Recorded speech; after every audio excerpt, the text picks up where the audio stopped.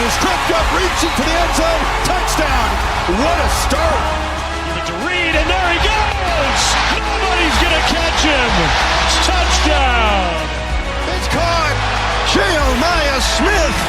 Touchdown, Ohio State. The legend grows. This is Chasing the Natty, a college fantasy football podcast.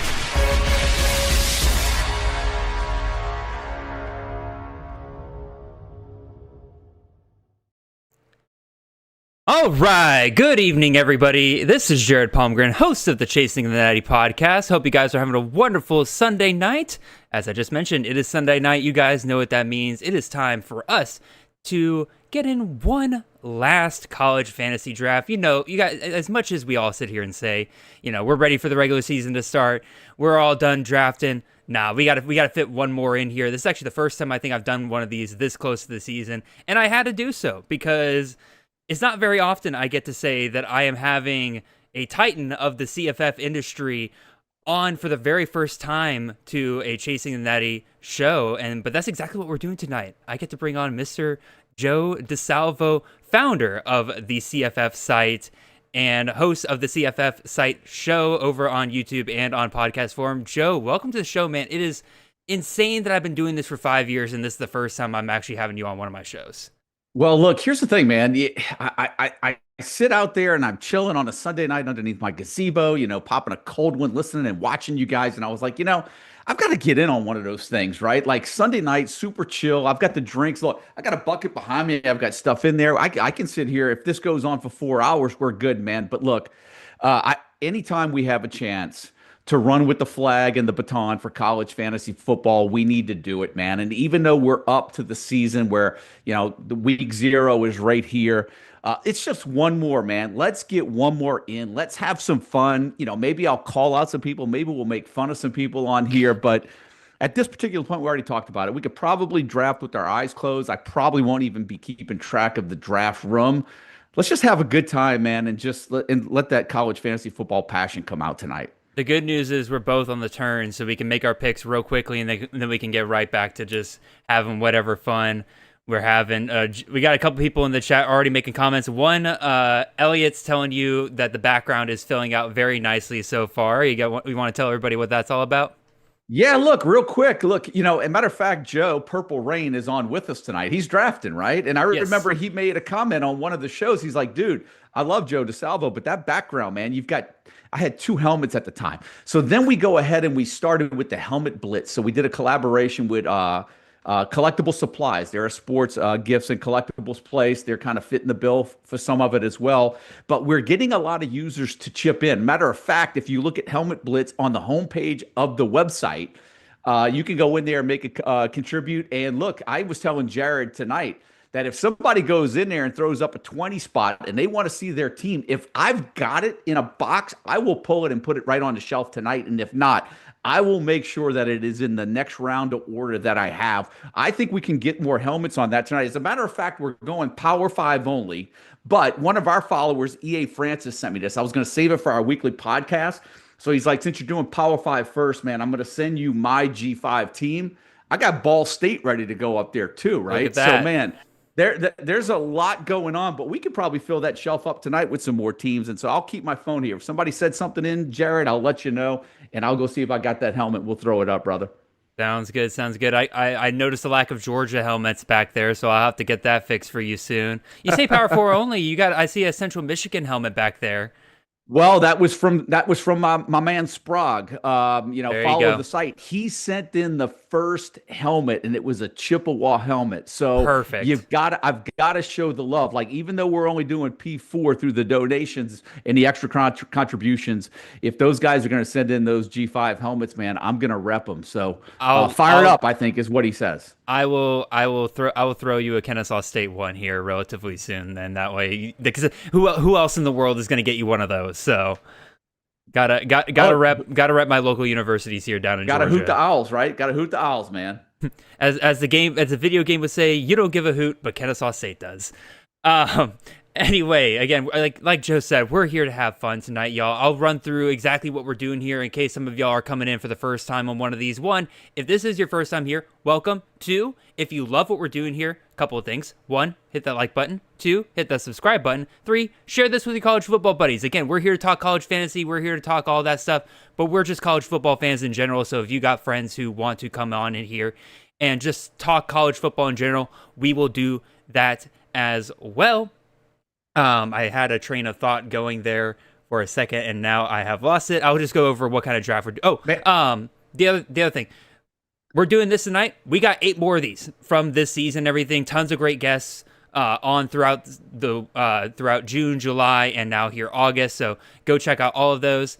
And then exactly what are we doing here? We're doing a 30-round college fantasy draft. Full FBS. The roster is 2 quarterback, 2 running back, 3 wide receiver, 1 tight end, 2 flex, no kickers or defenses, 4-point passing touchdowns, full point PPR. Joe, you seemed like you wanted to say something there. What do you got? No, man, look, that was it. I was just going to say just about the format, and one last plug, for you guys, for us as well. We're in the middle of the 2 busiest weeks of college fantasy football. If you play college fantasy football, you are drafting by next weekend. I'm a big fan of drafting as late as possible. That way you get all of those preseason tidbits and injuries out of the way.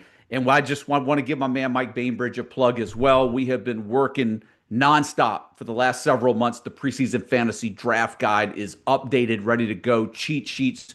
It's over 120 something pages, man. All the preseason projections up on the site. Everything you need for your college fantasy football draft and in season. We got it, man. Let's roll. I mean, you beat me to it. I need to plug my stuff here as well. Again, if you guys like what I do over here, go check out my stuff over at campusofcanton.com. Again, it really, between my stuff and Joe's stuff, and really a ton, all the people in the college fantasy space, we love to plug everybody's stuff, but we got everything you need. Again, we got our own CFF guide over there, almost 300 pages of CFF content for you to go through, team profiles, player profiles, mock drafts, all of that in there, everything you need there. We got great tools over at campuscanton.com. A lot of Devi tools, but that could be really helpful for college fantasy as well. My personal favorite, as you guys know, is my draft predictor tool. Really helps you out when you're in one of these drafts and you're trying to figure out exactly like where Joe and I are sitting at tonight. We're going to be on the turn all night. We got to try to figure out who's going to make it back to us in some of those long turns, and so that draft tool helps you out a ton. But with all that being said, Joe, again, we got about 3 minutes here before the draft actually starts. The other thing I want to point out, I forgot to mention this at the top of the show, that Joe and I, are here to draft, and obviously that'll cover most of what we are going to talk about, right? We're going to talk about our picks and stuff like that. But you guys there in the chat really are the ones that drive this show. We'll be answering questions live from you guys all night long. It could be about college fantasy, it could be about college football, it could be about what Joe had for lunch, all right? Really, we could discuss our picks all night long, but really we think this is a fantastic opportunity for you guys to have a conversation with us about what you guys want to talk about. So let us know. Let me run through the chat real quick. I know we had a question earlier from Clayton Mordecai saying, I have a draft starting tomorrow that is best ball scoring, Joe. How does that affect your draft strategy versus a traditional fantasy and college fantasy? Well, the biggest difference for me just with best ball is that, look, you have to handcuff more than usual. In traditional redraft leagues in which there's a waiver wire, the teams that win the waiver wire are usually the guys that win the league. Best ball, you have to be a little bit more strategic. Sometimes you've got to take those handcuffs. You've got to be careful with just going out on the limb with best ball. Sometimes safety and security in numbers wins in the long run. I would agree 100%. I do a ton of handcuffing in college fantasy, and you got 30 rounds, right? You got 30 picks. Yep. You can waste 1 or 2 spots to really lock in some of those teams. I know, some common ones I've seen a lot of people do are, Zach Palmer-Smith and Deshaun Ford at UL Monroe, Reese Poffenbarger and Drew Messemaker at North Texas. When you have a system that one of those guys is going to pop off, you're just not entirely sure, just lock it in. And at best case scenario, one of those guys goes down, and then you have the backup right there ready for you to go, right? So I would definitely agree with that 100%. The other thing with best ball is that your later round picks, I'm actually a little bit more careful with in best ball than I am in regular redraft, because my later round picks in redraft, I know for a fact if they don't work out, I can cut them tomorrow. Versus later round in best ball, you're kind of stuck with them the rest of the season. So I actually play it a little bit more conservative in best ball with my later round picks than I do with redraft. Does that make sense, Joe? Yeah, well, look, once when you get to the middle rounds of that redraft, you're swinging for the fences, right? Because if a guy's not performing after a couple of weeks, you have the luxury of hitting that waiver wire. Best ball, big difference. Big difference. I just accidentally started the draft, so I'm 101 here. I'm going to go ahead and take Desmond Reed, and if you guys like that pick, go ahead and hit the like button on this video. I would appreciate it. So let's see what else we got going on here. We need a shout out to Yanni. Apparently, it is his anniversary today and birthday tomorrow. So Yanni, hey man, congratulations on the anniversary. Congratulations on another year around the sun for you. Good job, man. So he's got an anniversary and a birthday? Yeah, he's got an anniversary today and a birthday tomorrow. Like, wow, that's a double dip. He got married the day before his birthday. Wow. That's not the only shout out we got to get tonight, though. Your nephew's joining us tonight, right? Right, Joe? That's Frank? Right. He's joining us. He's in the 2-hole. He took Cade Klubnik in the second round, graduated from LSU last year. He's playing college fantasy football. I think this is either his second or third year. So we're trying to make keep college fantasy football in the family and make it generational, man. That's what we have to do. We have to keep passing the baton. It's the only way to keep it growing. Absolutely. I just convinced 9 of my coworkers to create a college fantasy league for our work this year. So that draft's currently going on. It's a ton of fun. So, all right. Good stuff. Draft has started here. Joe, you're at the opposite end of the draft. I'm at the 101. You're at the 112. What are you kind of looking to see fall to you? I wouldn't name names because I don't know if you know this, Joe, but in these live drafts, these guys here in the chat, these guys that are drafted with us, they're evil, and they will take whoever you name. So what are you kind of looking for here, though? Well, here's the thing.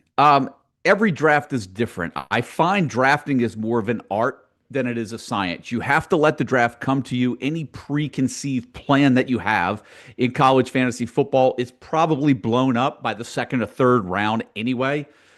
So you just kind of have to go for feel. When you're on the elbow, though, I tend to reach a little bit more than I would. I actually think the ideal spot for drafts is the middle because you've got the same amount of picks between every time you're on the clock. When you're on the elbow, you have to be a little bit more strategic and sometimes have to reach for guys that may not exactly fall to you. So that's where we're at right now. And, I got to look to see who's up there on the clock. But, obviously when you're at the end of the first round, the big guns are going to fall anyway, right? Now, in a 2-quarterback league, when in doubt, what I would tell somebody, go quarterback early, right? Load up on your quarterbacks because you can't go wrong. Running backs, you can't go wrong. I find that wide receivers are lasting a lot deeper in drafts. It seems to happen every year. And then you'll have somebody that goes up and gets that tight end 1, maybe in the 5th, maybe in the 7th, but usually somebody's drafting that first tight end. Somebody gets aggressive and goes between round 5 or 7. We'll see what happens tonight. We will definitely see what happens here, and I'm realizing I have a fun little development. My rankings did not load into my draft room tonight. So boy, that could be really fun. This could be a ton of fun. I'm trying to find the league I just did earlier today that I know for a fact I had them in. So Joe, you're on the clock here now. Who are you going to end up taking here? Yeah, I think I'm going to go with, you know what I'm going to do? I think I'm going to invest in a guy that I have no shares of right now, and I seem to be working up the board a little bit. I'm going to go with Damon Claiborne at Wake Forest. What I'm just worried about is the amount of points that Wake's going to be able to score, but I really, really like in what I project to be a high volume year for him. And let's see, as I look, here's the thing. This is what I love about this draft. I'm going to wing it, but I'm going to go ahead and double up on the running back early. And I'm going to take a player that I actually like this year just from a consistency standpoint because this is a best ball. I do like consistency. And so let me just go with Jeremiah Love, Notre Dame. And I'll double up on running backs right out of the gate, 1-2.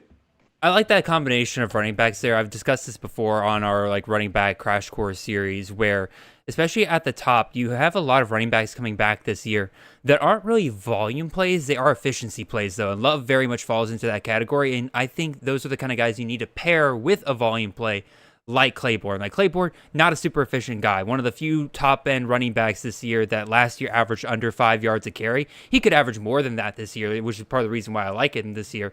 But at the same time, it provides some nice stability, and then Love can kind of really take the top off there with that start. I like that combo a lot. I was going to go with a different running back. I'm curious to see if the guy, when the guy goes off the board, he won't make it back to me. But I almost went with a different running back. I'll let you know when he goes off the board. I would have taken him at the end of the first round too. I think he's going to have a sensational year. All right, I'm starting to. I don't want to spill it too soon. Exactly. You got to wait until they're off the board before you start talking. Well, he's about not making it to me, so it doesn't really. Oh, then go ahead. I've done enough of these drafts. I can handle anybody. I like Ahmad Hardy. I think Ahmad Hardy is in for a big year at Missouri. Okay. Really, I could have gone Claiborne, Love, Hardy, Claiborne, and been just as happy with any of those guys, of those two. I'm notorious about the fact that I question G5 to power 4 running backs, but as I mentioned in a tweet earlier, God dang it, Carp! Oh, come on, man! Really wanted Eric McAllister to follow me. Anyway. Hardy was getting some real high praise from some of his teammates recently. Talk about how he was the hardest guy to tackle and he's the hardest guy to bring down. That's the kind of praise you need to be getting if you're going to be a G5 to Power 4 transfer, and that tells me he should be able to translate pretty well here. So I'm liking. Well, we know the work. We know the workload in that offense too, right? So, dude, look at Smoo here, man. Bryson Washington, Jaheim White back to start here. Golly, that. Oh man, I wish I didn't have the 101 pick now, because now I could, if I was just a few picks later, I could have gotten something insane like that. So, I like White more now than I did 2 or 3 weeks ago. Obviously, Jalen Knighton not being eligible there helps. Yep. What I worry about West Virginia is a little bit what I worry about with Wake Forest. Even though I have a lot of confidence in Rich Rod, but how good will West Virginia be this year? Will they get settled at quarterback? That'll be something we watch throughout this draft. Do those two quarterbacks get handcuffed, right? Because I happen to think you're going to see both guys play, because I don't think West Virginia is going to be that good this year. No, I think that's a very valid concern. All right, I'm on the clock here. I'm going to take a running back I haven't gotten a ton of shares of this year, mostly due to the fact that I've been on the back end of drafts so much. I'll take Bryson Donaldson here, load him up at Fresno. I think he's going to be the main guy there. And then the question is now, I could go wide receiver here. Man, I really want Eric McAllister there. That would have been such a beautiful start for me if I could have gotten him. I think, though, that I'm going to take my top wide receiver here in a full PPR league. I know there's some injury concern and everything, but I'll take another share of Deion Burks here. Again, your Ben Arbuckle, wide receiver 1 here, playing in that slot. He could see upwards of 80 receptions this year, full PPR league. I'll take him. Look, here's the thing. We cannot predict injuries, right? It's the only thing that we cannot do. So when you're drafting it, we get a lot of those, questions, Jared, about projections, right? Like, every once in a while we'll project a guy for 10, 11 games when he's the full-time starter, or most of our projections are done for 12 games. The one thing that you can never take into account when you're doing projections are just injuries. It's really tough to do, right? But there's going to be some guys that get drafted tonight that we have to, battle with injuries, right? You had the latest news to Jam Miller come out just today. You've got CJ Baxter that seems to be picking up steam, or is he? I mean, he's coming off of an injury as well. Injuries play a factor in this, and Mike and I talk about it all the time. When there's injuries in a backfield that seems to be, it's going to be more of a split backfield, even though we don't wish injuries on anyone. The best clarity we get sometimes is one guy gets injured, because then it goes from a 1A, 1B situation to a clear 1 and 2. Case in point, Oregon State last year with Jam Griffin and Anthony Hankerson. I think another example that I'm starting to keep my eye on a little bit, I discussed this on the Chase and Natty episode tomorrow, Illinois. Again, we get a lot of talk about Caden Fegan, and now Aiden Lafferty is getting a lot of talk over there. And my thing is, I don't mind taking the shot on Aiden Lafferty, because Caden Fegan can't stay healthy. So, you could end up with a situation where you're drafting him late as part of a split backfield, but very quickly, Lafferty could turn into a workhorse back if Fegan can't stay healthy again. Yeah, that's exactly right. And Illinois, based on their schedule, it's not too challenging. Illinois, and look, they're ranked, their ranking probably plays into that too, but they're going to be a solid team this year, right? Oh, for sure. And they're going to lean on that run game at times for sure. All right, Joe. Before it gets back to you here, we got a lot of questions loading up in the chat here, so let's try to knock some of these out before we get down to it. Taylor Long asked, 10-team Power 4 only league, start 3 RBs. Is 15 too early for Ahmad Hardy? I mean, I guess you already kind of answered that. You're pretty high on Ahmad Hardy.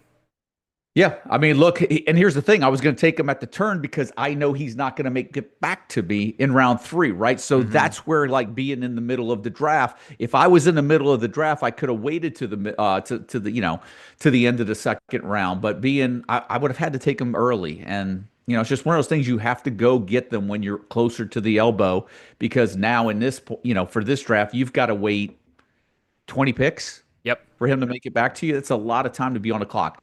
My thing with college fantasy football is if you like a guy, forget value and go get him, especially in redraft leagues. If you really like him, don't worry about second, third, or fourth round value. Get him where you like him, and then worry about it later and build your roster around him. No, for sure. I try to play the ADP game a lot because, again, I'm in a ton of these drafts, right? And I'm trying to build the best roster that I can. And I can. In the early rounds, I think you really can do that a little bit, trying to understand exactly where things are going to go, especially now that Fantrax has their own ADP there. I think you really do need to play it a little bit with that regard, because that's what a lot of people are drafting their stuff off of. So, if you see a guy has a really high ADP in Fantrax and you're sitting there thinking, like, all right, which guy's going to make it back to me? Probably not the guy with the higher ADP. So probably just go ahead and grab him and wait for the other guy to come back to you. Other questions here. Oh, Joe, you're on the clock. What are you thinking? Yeah, I'm going to double up right here on quarterback while I'm here's the thing. I'm talking, I'm thinking, I'm trying to give some advice, and it's like, man, let's just go ahead and get. Here's some players that I like that I haven't really invested in much this year. They may not make it back to me. Let me go ahead and get them now. Like Michael Alahado from Hawaii, right? I don't have many shares of him. I'm going to go ahead and draft him right now. And here's a guy that I really like. He may make it back to me in the next round, but here's an example of kind of putting my money where my mouth is. I'm a big fan of Jalen Buckley this year at Western Michigan. They had 3 guys have over 100 carries last year. Yep. Western Michigan really didn't bring much in behind other than Cole Cabana. And do any of us really know who Cole Cabana is? Could Jalen Buckley get upwards to 180, 200 carries this year? I'll take that in the MAC.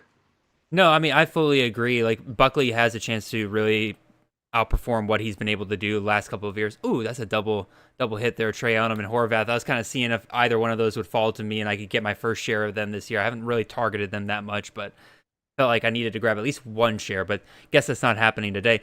I think Cabana's a legit threat there a little bit with Western Michigan. He is a former 4-star back, right? And him moving down to the MAC can provide him a really good opportunity. But I agree with you. Like, Buckley's been there 3 years. But is he?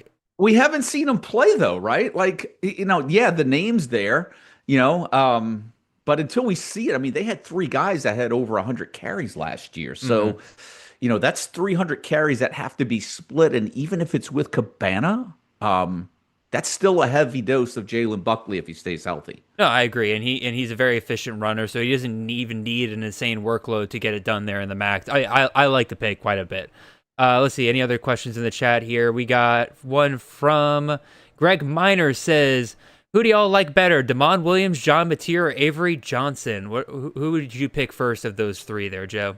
If I'm taking those 3 based on where I'm drafted, I'm going Claiborne first. What were the other choices? Mateer and who else? Damon Williams, John Mateer, and Avery Johnson. So 3 quarterbacks. Oh, 3 quarter. Okay. I would probably go for Mateer just from the upside standpoint. I would go with him first. Avery Johnson, I just love that Kansas State offense, and we know what he's done. And I do like Damon Williams, and he just went off the board as we say his name, but that would be my order right now if I were drafting. Yeah, looking at my rankings, I do believe that Mateer is the highest for me. Again, just insane upside if they can get it going there in the SEC. I think then it's Damon Williams. Avery Johnson gets bumped down in my rankings quite a bit because, again, he is only playing 11 games for the college fantasy season. Yep, right? That's fact. Yep. But at the same time, he's playing in the Big 12, so he actually probably has more startable games than a lot of the other guys. So I probably need to bump him up just a little bit compared to where I have him. I think I have him as QB 19. I think in reality, per game basis, I'd probably have him easily in my top 10. More questions here. Mike S says, am I the only one that thinks Ryan Williams is a bit overhyped? His second half last year was very pedestrian. Facts, no printer. Joe, how do you view Ryan? How do you view Well, Ryan here's Williams? the thing. Mike and I were talking about this the other day. Jalen Milroe is gone, right? Mm-hmm. And it's likely that offense is going to become a lot more pass happy this year. Stock up Ryan Williams, in my opinion. Stock up for Jeremy Bernard and Isaiah Horton, whoever can really land that 2 spot there. I think that there's a lot of value in the Alabama receivers this year, and I think Williams will probably have, hopefully, maybe a little bit more consistency, at least down the stretch. Mm-hmm. But I really like the Bama passing game this year. I don't think that he's going to fall off much at all. All right, I'm going and look, last year they were even giving him carries on sweeps, jet sweeps, end around. They're going to find ways to get him touches. No, Williams, I think, will be fine for the most part. I think it's one of those things where it feels a little icky drafting him as wide receiver. What do you go in this draft? 3, 4? Yep. Yeah, wide receiver 4 in this draft, because you don't really draft him thinking he'll be wide receiver 4 on the season. But you trust in the talent. You trust that that'll get you at least like a top 25 wide receiver, which is more than good enough most weeks in this format. So. Look, here's the thing. If I'm looking at a top 4 receiver, I've got Jeremiah Smith, Jordan Tyson, and Ryan Williams and Easton Messer up there. After those 4, what you're going to see me is probably punt on receivers, which I'm doing. We'll see how long I wait. I may not go get a receiver for another couple of rounds. I'm kind of the opinion, I was talking to Mitch Hart earlier while we were doing his home league draft today, where I'm like, yeah, I'll punt wide receiver. There's a lot of uncertainty. I am kind of the opinion of grabbing what I call an anchor wide receiver, right? Grabbing a top end guy and then just waiting forever. I did in this draft. It sounds hypocritical because I do have 2 wide receivers on my team so far. Mostly drafting Rucker there because I haven't gotten a ton of shares of him this year, and I haven't seen him go 4-12 in quite a while. So I'm like, all right, I'll take the value there and grab another running back with Wayshawn Parker. So.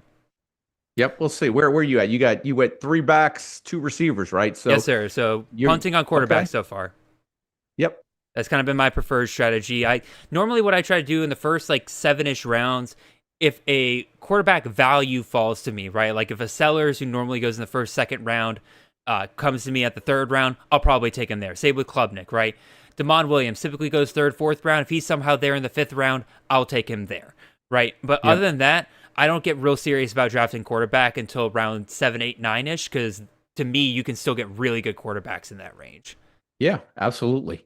Frog fan, you'll love this, Joe. We're already getting waiver questions.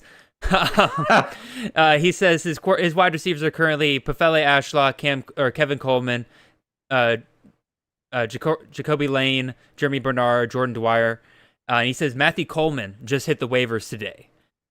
Should he grab Matthew Coleman off the waiver wire if he's available? That's a tough one, because Mike and I dedicated some time on San Jose State receivers. We feel the value right now is in Leland Smith, because right now you've got Matthew Coleman and Scudero there as well. I think both of those guys are going to get a lot of playing time, but all the reports that we heard coming out of the spring and at least in the beginning of preseason camp, I think the biggest safety and security right now is in Leland Smith. I do like the other receivers that he has on his roster, so that'd be more of a personal preference if he needed to if he wanted to dump and pump is what I call. Dump and pump. The opposite of a pump and dump. I'm a dump and pump guy. Go ahead. Let your viewers take that one where they want.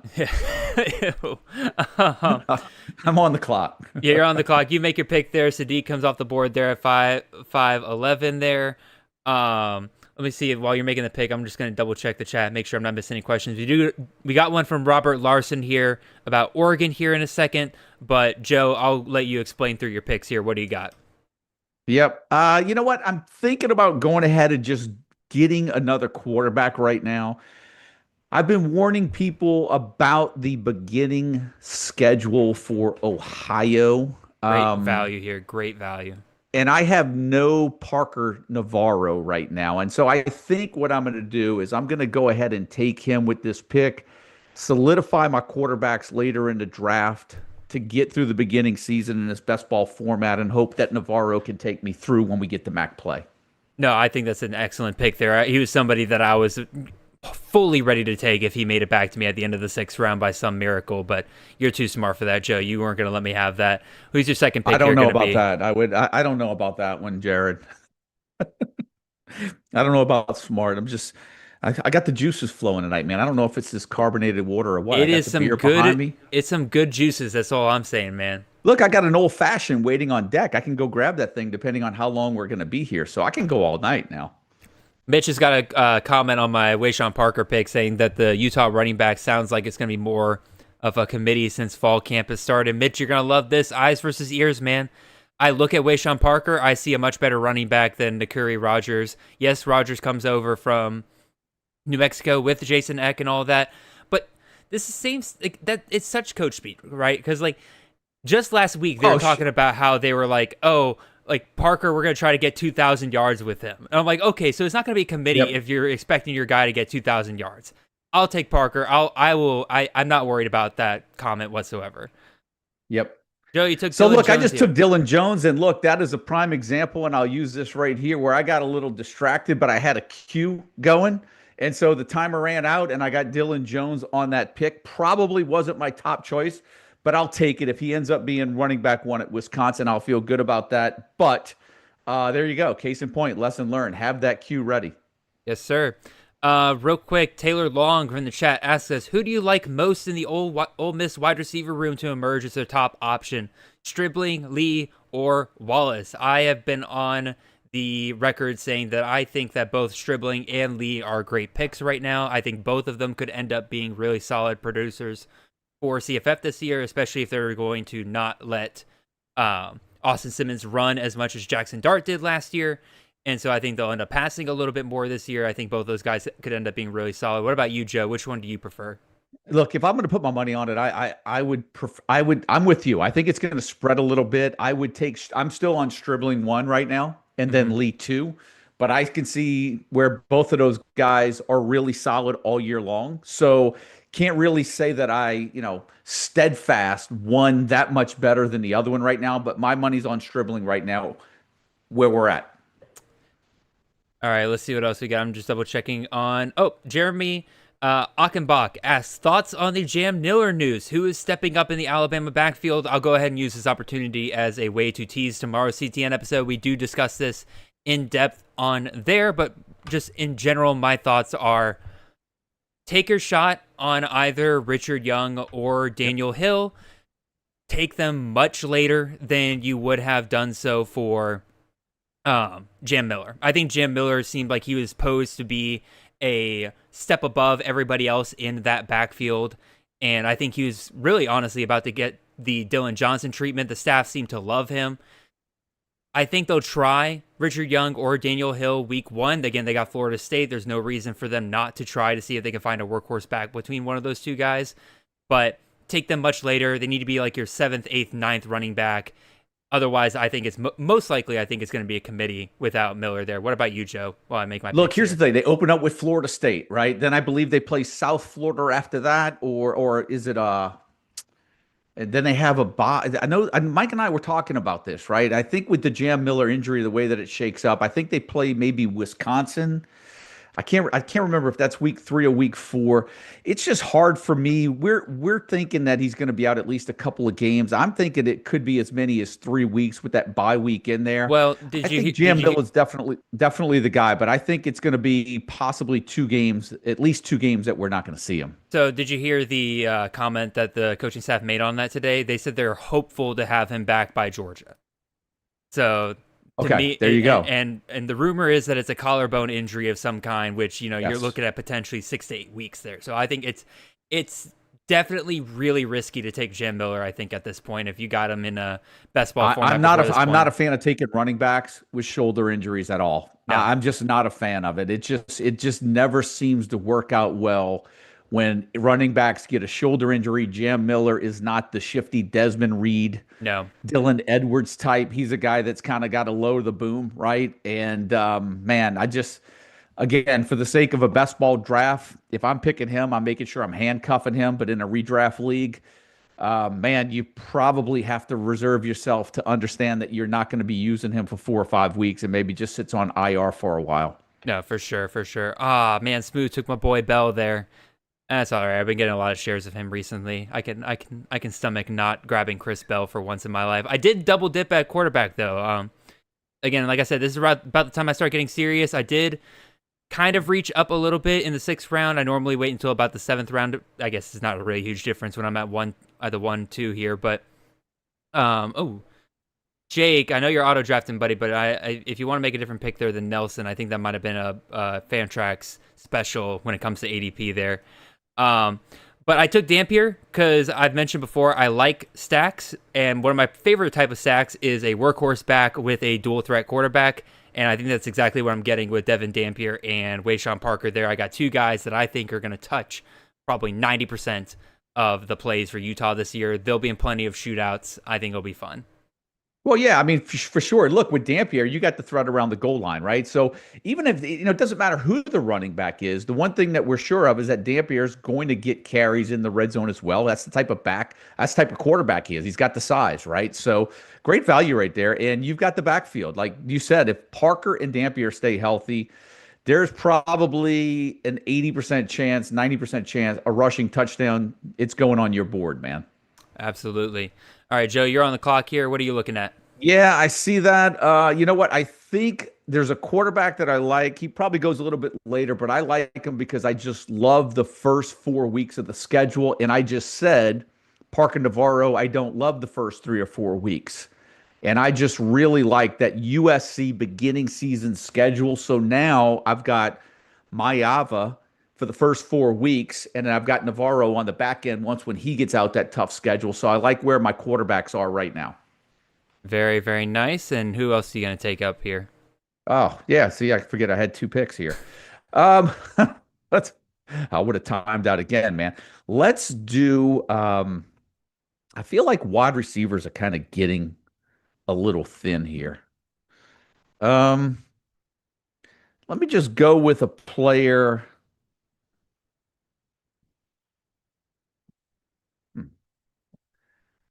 I'm just going to go for the value pick that I was talking about. I'll just go with Leland Smith right here.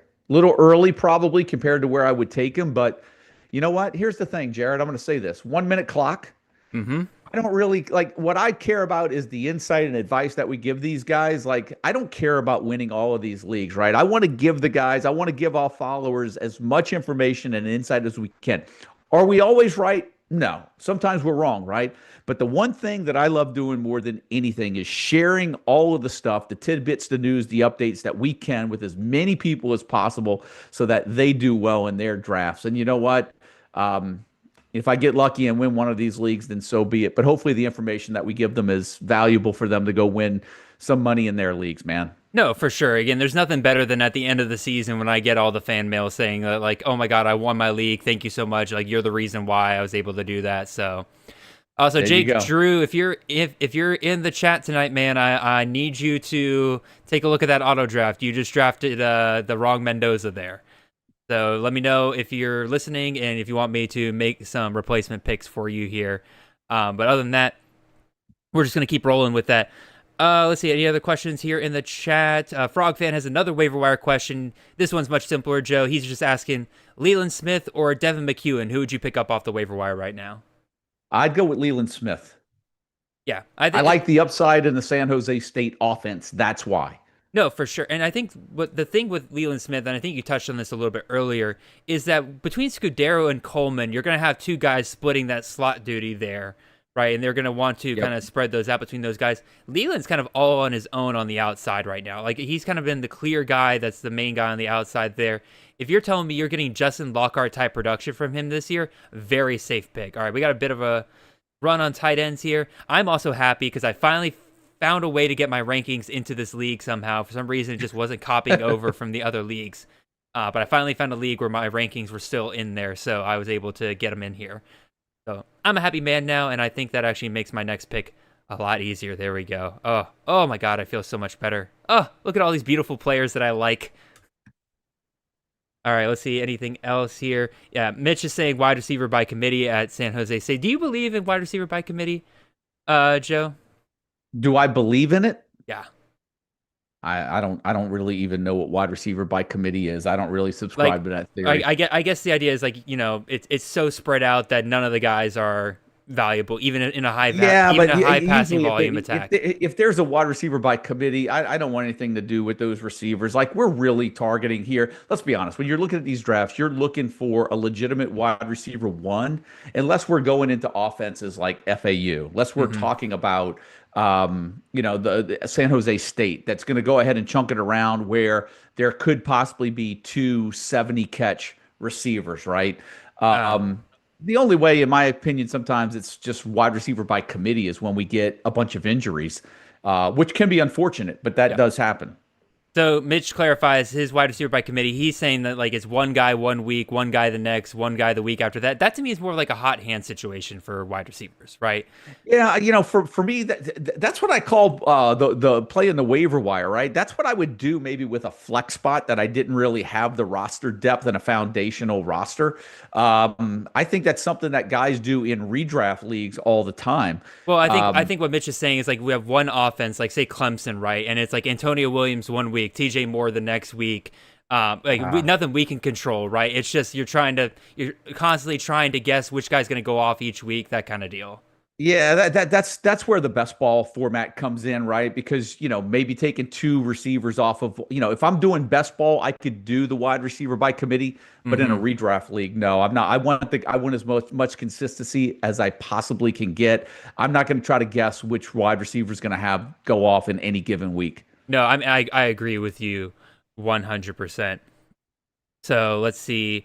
I'm just double checking the chat, making sure there's no other questions.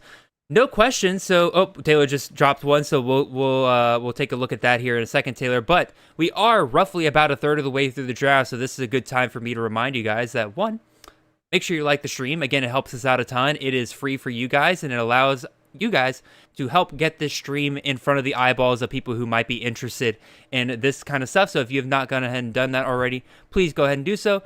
2, again, the questions have been great so far tonight. We got one from Taylor here we'll get to in a second, but keep loading them up. Again, love chatting with you guys. It helps us get this stream to go by a lot quicker.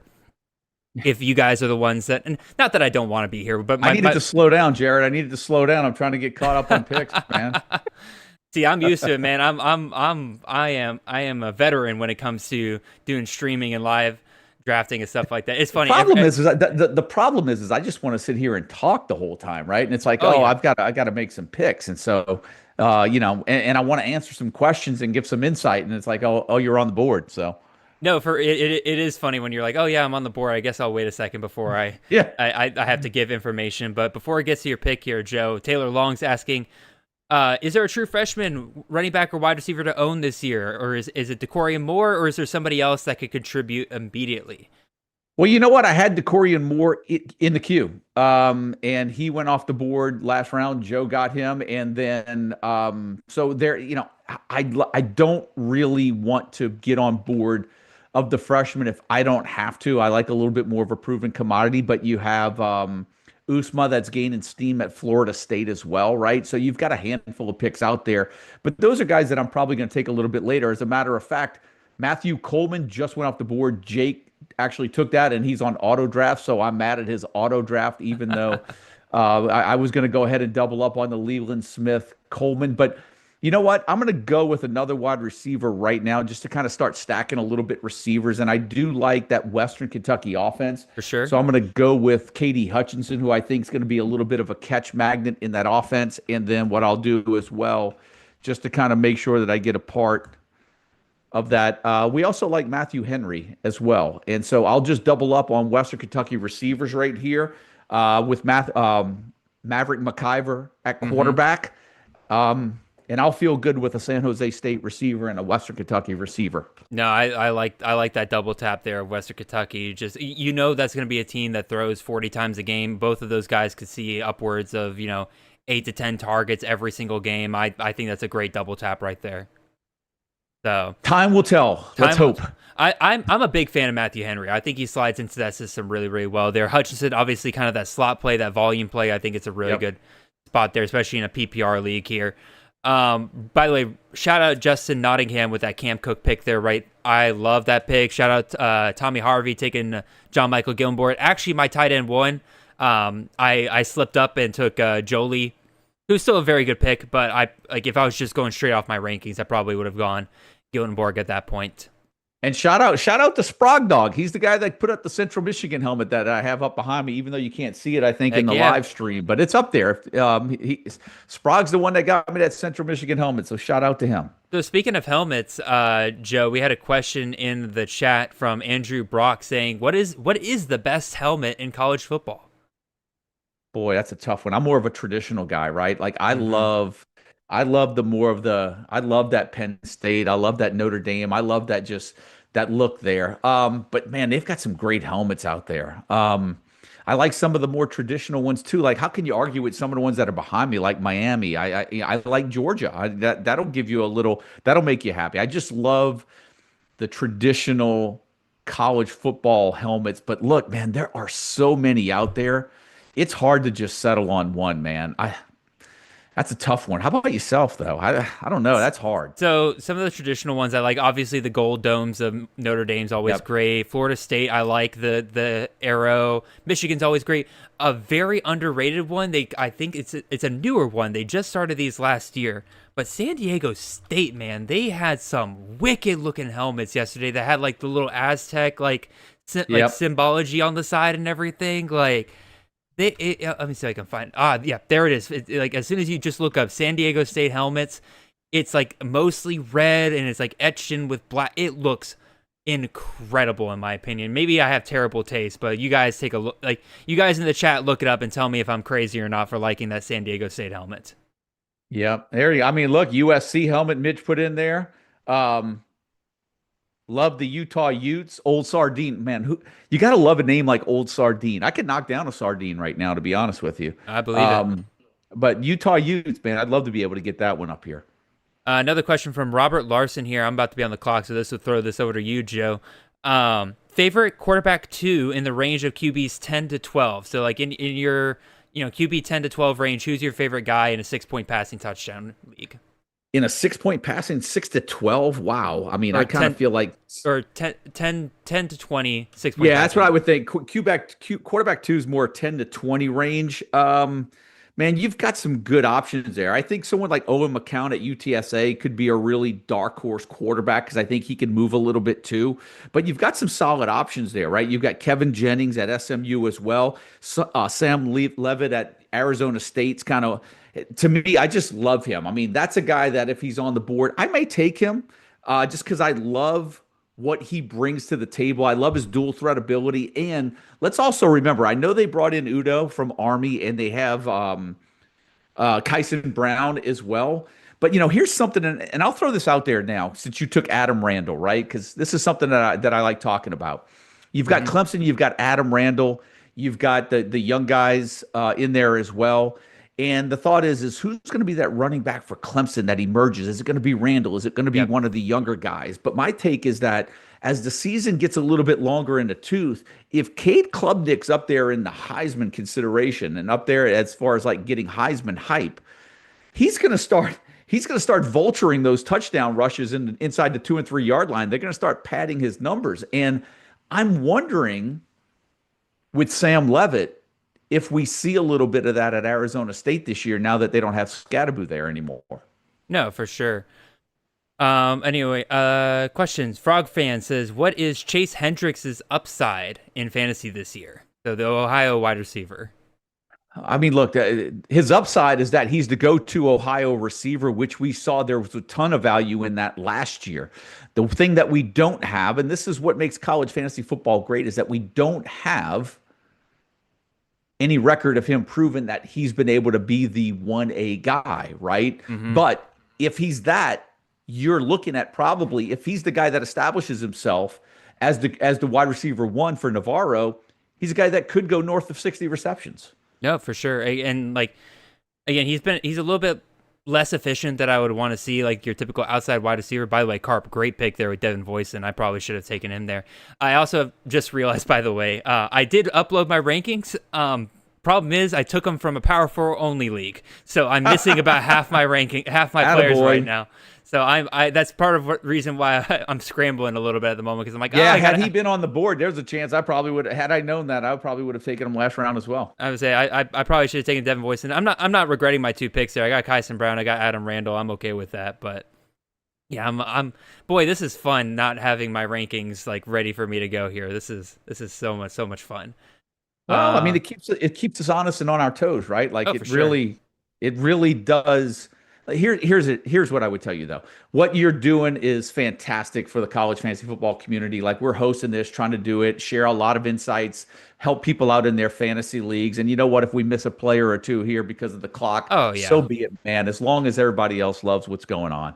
No, I wholeheartedly agree. Again, there's a reason why I love this format so much, because like I said, this is a time for all of these guys to come in here and just hang with us, right? Like, we're drafting, we're raw, we're like, you get real reactions out of me when I get sniped. Trust me, these guys love to sit here and try to snipe me all day long. You're on the clock here, Joe. What are you thinking? Yeah, I know, and I'll probably get sniped too, so we'll see. You know what? Man, I don't know what I want to do here. What I got? About 30 seconds. That gives me enough time to process a couple of things. I'll answer a question real quick while you're processing that. William asks, what league format is this? 2 QBs in the first 6 picks doesn't seem normal. It's not normal. This is the same kind of draft we've been doing. 2 quarterback, 4-point passing touchdowns. I think that we just had some people that want to take a quarterback in the first round this time. You're going to have that. You're going to have guys that, want to switch up their strategy a little bit, just want to lock in one of those guys early. And I don't think there's anything really more than that. By the way, I don't think we ever actually answered Taylor Long's question about the other true freshman to own this year. Again, Decory Moore. I say Deshaun Ford's a guy that I'm looking at. Malachi Toney. I hate saying that name out loud right now because I know somebody's going to snipe me on him, but I don't think I can draft enough shares of him, considering the stuff coming out of Miami with him right now. What do you think about him, Joe? Who's that now? Malachi Toney, the wide receiver out of Miami. Yeah, it's really tough. I was big on Trader a lot coming out of spring, and I know he's been a little bit banged up. Somebody has to emerge there at wide receiver 1. Traditionally in Shannon Dawson's offense, that's the guy you want to have. I mean, last year, are we expecting an offense to look like it did last year, even though they're saying that Beck is, a top candidate? I just hard for me to see that offense looking close to what it was last year. Mm-hmm. I'm a little more skeptical this year, but I still believe that there's going to be a good wide receiver 1 in that offense. The question is, will we see it right out of the gate? That's my concern. I mean, they play Notre Dame week 1. Like, I've drafted plenty of Toney, but I don't think I'm starting him in any of those matchups in week 1. Because again, like, that's not a defense I really love the idea of starting a true freshman against. If he goes off, that's awesome. That gummit, Joe, not you, Joe, other Joe, took Ty Simpson from me there. I was kind of hoping I could get a value at quarterback there. It's fine. It's all good. Probably do need to load up on some quarterbacks here relatively soon. Yeah, I've been off for running back for a while. I'm going to kind of queue up some running backs while we're sitting here talking. I mean, that list is getting a little thin too. Oh no, for sure. I got 5 up. Marcel Reed off the board too. Dadgummit, y'all. I shouldn't have said that I was looking at a quarterback. I knew that people were going to start loading up on me there, but I'll take an upside shot here. I don't love him as my 3rd quarterback. He may not even survive the first game, but I'll take Thomas Castellanos here. Again, I like that. Gus Malzahn, quarterback. Why not? And then let's see, running back or wide receiver. I think I'll go wide receiver here. I'll take my boy Landon Sides, and that'll answer Mitch's question in the chat. He's asking Miles Coleman or Landon Sides. I am firmly in the Landon Sides camp. I think that outside wide receiver for that Eric Morris offense is the go-to place, and D.T. Sheffield was an anomaly last year. I don't think Coleman's good enough to enforce that anomaly once again this year. What about you, Joe? How do you view that? I don't have a preference on the North Texas offense right now. I'm leaning more towards Miles Coleman, but that's the one for me right now where, man, it wouldn't shock me if one of 4 different guys was the leading receiver on that team by the end of the year. No, I can totally get it. Again, Sides has been getting most of the hype on the outside. That's where I've been mostly going, so I'm sticking with it. It's either going to be great for me this year or I'm going to regret every bit of it. Joe, Dylan Maggs asks, or Megs in the chat asks, thoughts on the LSU wide receiver room? I took Aaron Anderson earlier. I think he's a good PPR play. I think he's a safe floor play. I think the ceiling is with one of the other guys. What do you think? I like Chris Hilton the best. If I'm going to go upside, I'm playing upside with Chris Hilton. I love Aaron Anderson in full PPR because I like what he did last year. I think he can duplicate those numbers as well. Then you've got Nick Anderson in there. You've got Barry and Brown that's come in. Personally, I think Barry and Brown's more of the wild card in that offense. I think they could move him around. I think you're going to possibly see him on kick returns as well. For sure. There's a little bit of Barry and Brown that's intriguing to me that maybe, depending on what goes on in this draft, could be the possibility where maybe I get a share. Ooh, Tommy, taking Deuce Robinson that early. I mean, I don't hate it. I like Deuce Robinson. I don't think I've seen him taking that early, getting real aggressive with it. Kind of like it. So... but yeah, I'm going through some running backs now. I've got to kind of get back on my running back kick. Usually I like to establish a deep running back room early, but let me see if they've got some guys here. How many running backs picks have you gotten so far? Oh, you've been a while. Well, you took 4 with your first 6 picks, so you got a pretty safe core group there. Yeah, but that's not enough for me. I kind of like to really. Now, look, here's the thing. I believe. If I'm looking at this, isn't Scheifelen the tight end that got arrested earlier for Clemson? I'm not sure. Let's see. You've got. Don't worry about that. You make your pick right now, but here we go. I'm gonna just go ahead and double up on. I'm gonna double tap here. It's just fun. I like being on the elbow and double tapping at this point because it gives us a chance to kind of back up a little what we talked about, right? Mm-hmm. Illinois being good. You're gonna get Fagan and Lafferty. 30 round draft. Why not? Right? Just grab both of them. Yep. I don't blame you at all. Again, either you get points from both of them each week, or one of them goes down. You could have a workhorse back for the second half of the season. I mean, look, here's the thing. If one of those guys goes down and the other becomes running back one for a 4 to 6 week stretch, you're looking at a running back that's probably going to get 20 to 25 carries every week. Yep. All right, I'm going to load up my queue here a little bit. I got a long way to go before it gets back to me, but hopefully I can kind of get some value here. We say long way, but man, we're cruising, man. We're in round 14. We're almost halfway home. How long have we been going for now? We've been not even an hour. Just under an hour. Ooh, Lucky Sutton. Ooh, he's rising up real quick in drafts right now. With him being that he's going to be the RB1 for Sean Lewis this year. Are you buying into that, Joe? Are you buying in that Lucky Sutton's going to be a Marquez Cooper, or do you think it's going to be more of like a committee situation that we've seen? I think Lewis? He can be RB1, but when it comes to Marquez Cooper, I don't think. I mean, look, Marquez Cooper when he was with Sean Lewis, he was just a stud, right? Mm-hmm. We know the potential's there. I'm not feeling that Marquez Cooper high volume production. We'll see. The potential's supposedly there. I'm not buying it right now. But again, we're in the 14th round, right? So you're taking shots at upside at this point. No, for sure.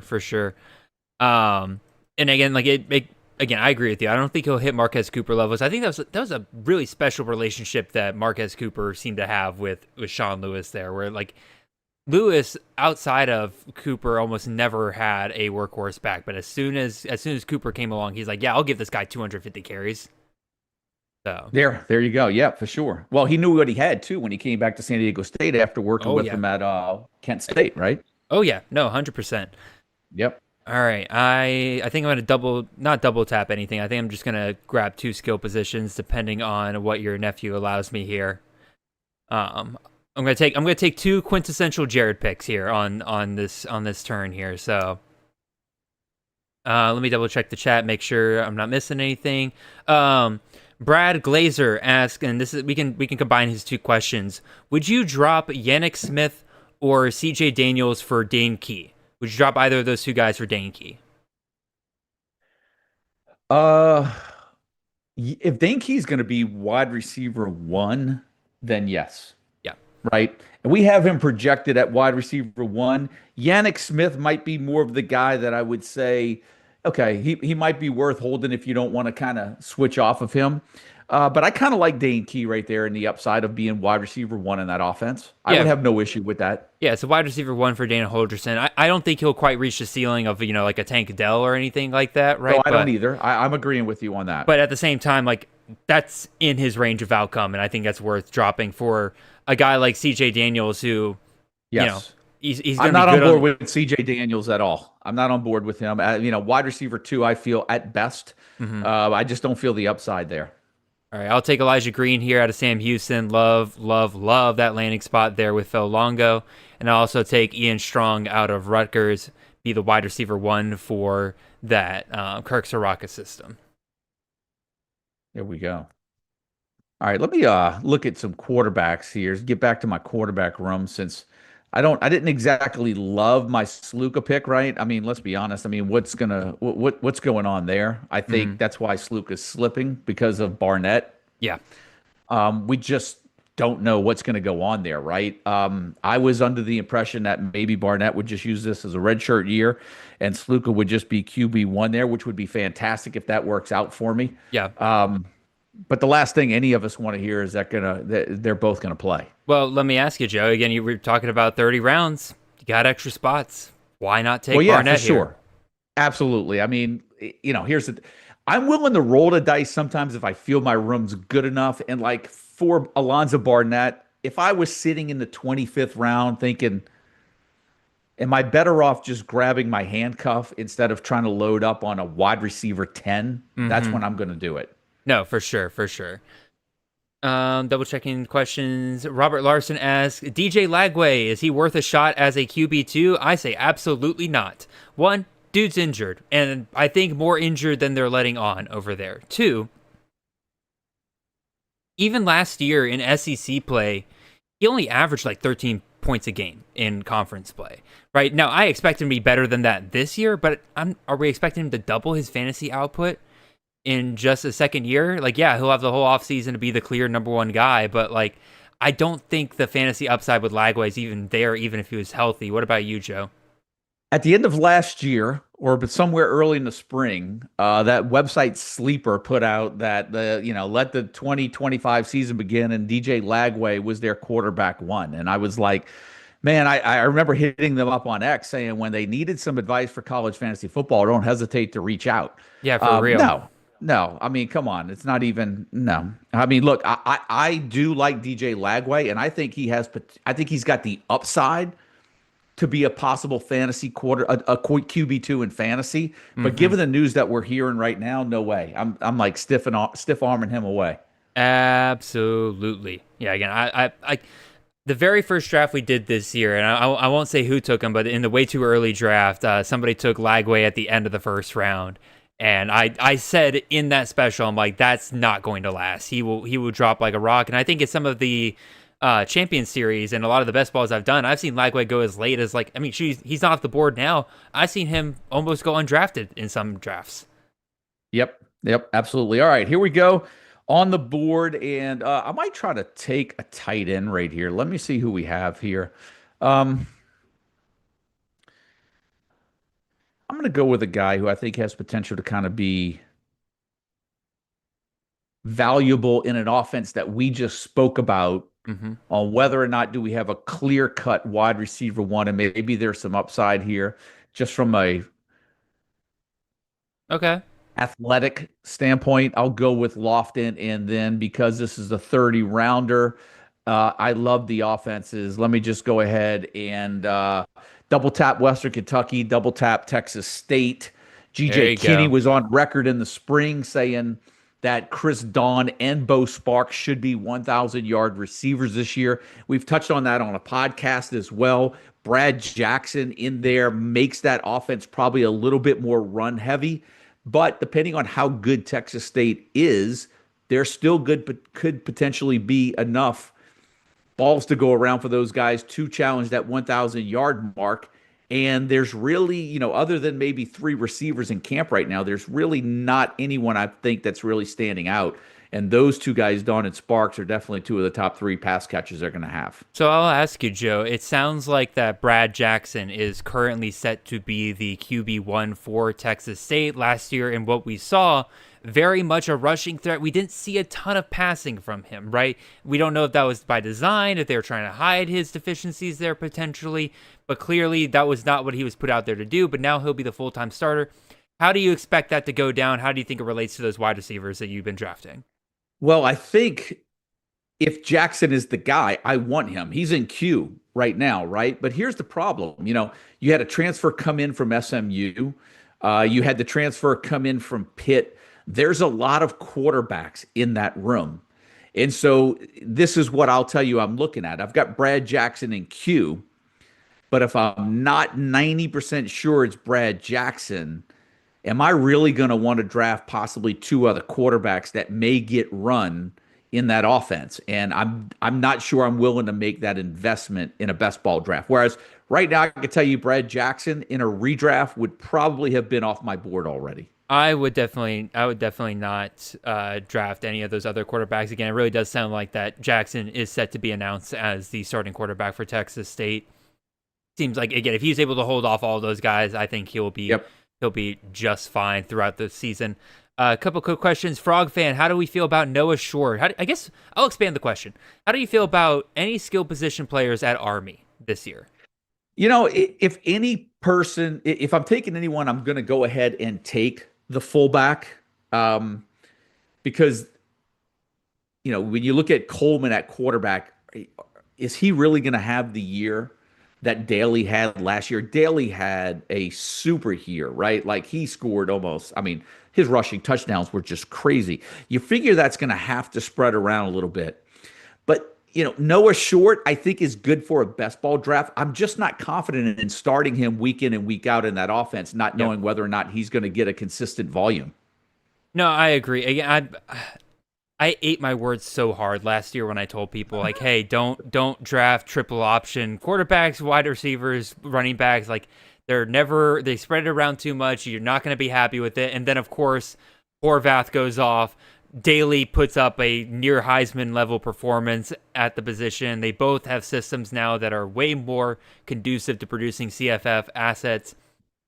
But even still this year, like, I agree with you that I'm not really investing in any of those skill positions unless I've already seen it before. I'm okay with Heidenreich at Navy because I saw it last year, right? But this year with Army, between Reed, between Short, I'm not entirely sure which way to go on that. I'll pick one of those guys up in the middle of the season. Yep.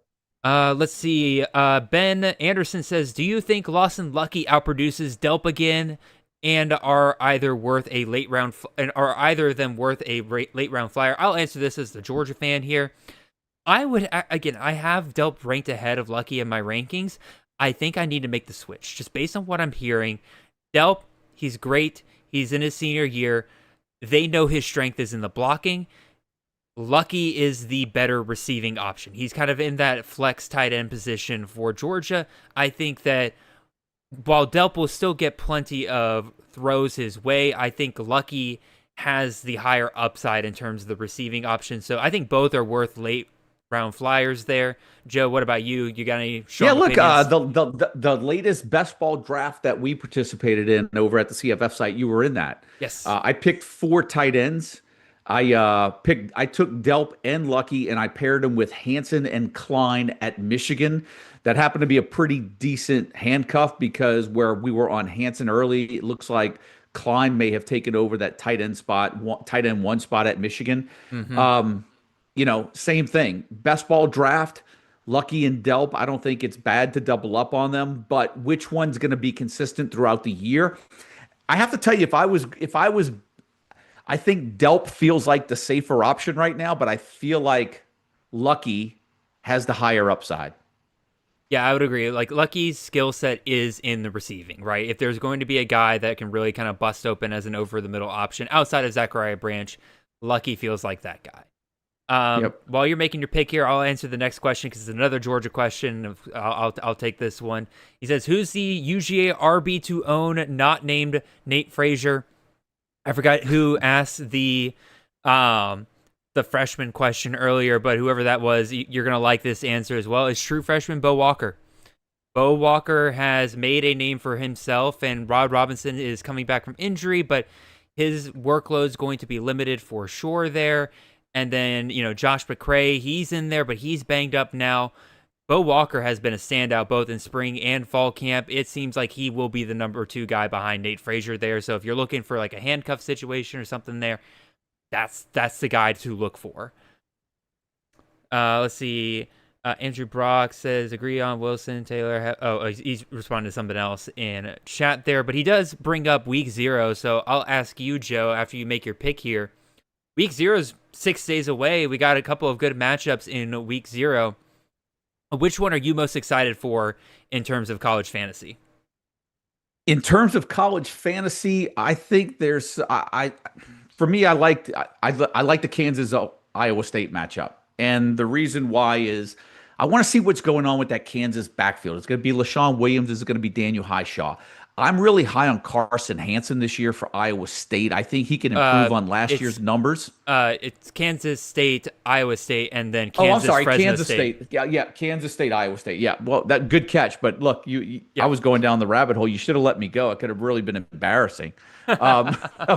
But even with Kansas State, right? Like we're hearing, Dylan Edwards is running back 1 there, but you've got Jackson that's picking up a little bit of steam. Mm-hmm. You've got Avery Johnson there as well. And here's the one thing that I say, even though Jackson may be picking up some steam as running back 2 for Kansas State, in that offense, they usually always have a couple of backs ready because there's always the next back ready in that offense. They are so run heavy. I'm not letting that news scare me off of Dylan Edwards. No, I'm not either. I took Dylan Edwards as my first pick in the Kings Classic in my work league that just started up. I took him there as well.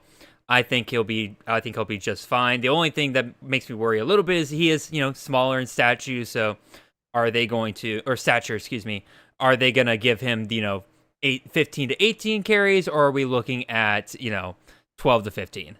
Well, the good thing with him, and here's the thing, though. This is what we battle every year, right? We can make the same argument about Desmond Reed, who you took overall number 1 in this draft. Yep. Right? Like, for sure. He's not a big back. Oh, yeah. He's tiny, actually. He's a 5'6", 159 pounds. Exactly. So can Kansas State get him in space? Can he be a receiver out of the backfield a little bit? I think, and look, here's the thing, and not to knock the Big 12. I love the Big 12 because they give us some good fantasy, but there's not exactly the bigger monsters in the Big 12 week in and week out either. So, agreed. I just give me Dylan Edwards. I'll take that. All right, I'm on the clock here. I think I'm gonna hit back-to-back quarterback here, and then just not worry about it basically until the end of the draft. Just grab some 2 safer options here. I'll take Fernando Mendoza out of Indiana. I think he's Curtis Rourke plus. Curtis Rourke finished as QB 50 last year for CFF, and that was with him missing a game. I think that Mendoza can easily outperform that. Give me a very solid, safe floor quarterback. And then, is there a safer floor quarterback in all of college fantasy than the Ohio State quarterback? I don't think so. I'll take Julian Sayin there as well. Frog fan. Yeah, I'm looking to get the quarterback room up a little, give them a little. It's been a while since I've gone quarterback, so I need to look at probably adding another quarterback or 2. Yeah, that's kind of what I was looking at as well, because I took Thomas Castellanos there in the 12th round and then waited a really long time, and I'm like, I'll grab 2 more guys and then just probably not think about it the rest of the draft until maybe the final round, see what falls. Well, the problem is I'm looking at guys that I have circled on my sheet, and then I'm realizing they're not available because I'm not even looking at the draft board right now. No, for real. I understand that. Again, I'm struggling without my full rankings here. I was just searching for Ethan Vasco, so apparently he went earlier. That's a guy that I like. Yep. In this year as well in that Liberty offense. I love the schedule. So, I kind of circle some guys that I kind of like as we get to the middle late rounds, and that's how I'm kind of drafting at this point. There's some guys that I just feel like, based on some of the drafts that I've done, when I get to certain points in the draft, if I have them circled, there's a good chance they may be available. Yeah, for sure. I'm just loading up. I'm trying to go through all the G5 quarterbacks at the end of my draft right now just to plug them in before I forget about them later on, because again, I don't have them in my actual rankings. Frog fan asks real quick, who do you think will end up being the RB1 at TCU? Probably the better question. Does it even matter, Joe? I don't know. We just moved Kavorian Barnes up at that running back 1 spot. Mike and I were talking about him in our camp notes in the last show that we did this past week. We had Nate Palmer coming out of spring. Barnes seems to be getting a little bit of steam. Barnes led UTSA in rushing in 22 and in 23. I think he only ran for about 221 yards last year. Yep. But it's not like, he's going to be a workhorse back in that offense. To me, when there's not a true running back one, that's when you have the potential to have a little bit more of guys cycling through, revolving door. But it looks like Barnes is going to get first shot there. All right, here we go. We're gonna go with Brad Jackson right here, Jared. Okay, so it's been a little while here. We're gonna jump on that. I just put him in my queue. Well, I just removed him from your queue. How about that? And you know what? Here's the thing. At this particular point, where are we going with running backs? Do we have anything that's really proven? I'm going to go with a guy that seems to be gaining a little bit of steam in camp right now. We just put him at running back 1 at Arkansas. I'll go ahead and take him, and I'll go with Mike Washington. Yep. The former Buffalo/New Mexico State transfer. No, I mean, the upside on that's insane. Like, it could be absolutely insane. Braylon Russell, we had pegged at RB1 for Arkansas for the longest time, but like, he was never really one that really wowed you last year, right? Like, I think he had a 99-yard run last year. I do say 99-yard run because dude was able to be caught from behind, even though he went the entire length of the field. So it's like, there's not super high upside there. Meanwhile, Mike Washington, I don't love a guy going from G5 to Power 4, but he's been there an entire offseason already, right? Like, that's usually when we see those guys make that jump. They've had a full year in the weight room in a program like that. If Washington's got the juice, he could be absolutely huge this year. I like the upside of that pick back there. I got a couple of high upside I'm queuing guys. up some quarterbacks as we speak. It's interesting that I'm looking in the Fantrax rankings. They now have, you ready for this one? I just realized this. They now have Kenny Minchie ranked over CJ Carr. Look at that. Again, another thing we discussed on tomorrow's show and everything, but I think that Minchie getting that starting quarterback job could be decently huge for college fantasy, right? Because he is a little bit more athletic than CJ Carr and very much kind of fits that system with Mike Denbrock just a little bit more. He fits the mold of Denbrock's quarterbacks. A little bit more. And like, maybe he doesn't, hit the 8,000-9,000 yard rusher that we've seen the last couple of years, but I think that, if Carr's capped at like 300, 400 rushing yards, I think Minchie could get up into that 500-600 yard range, and that could be really, really fun for CFF. Absolutely. So, Taylor Long asked in the chat, he's commenting on my Julian Sayin pick there. He's like, why is Julian Sayin so low in most rankings? Former 5-star with weapons all over the field. And yeah, that's exactly why I took him, right? Again, there's a very safe floor with that. I think what people are kind of concerned about is, one, very limited in terms of mobility, so you're not getting that extra rushing production that comes with, being like a Justin Fields or a Will Howard or something like that, right? Very much like Kyle McCord 2 years ago.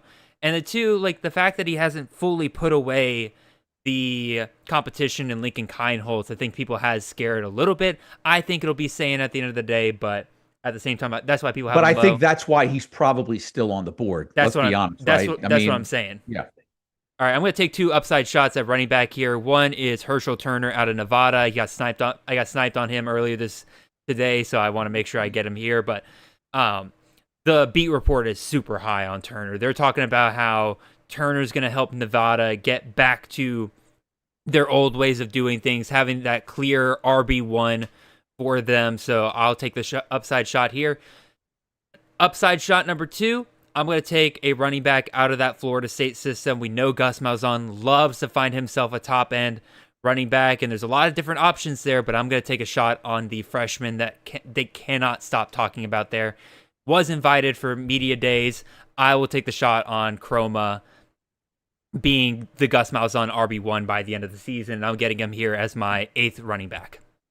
Yeah, that's a good way to put it. I think that's good insight, because here's the question, right? This is what you have to think.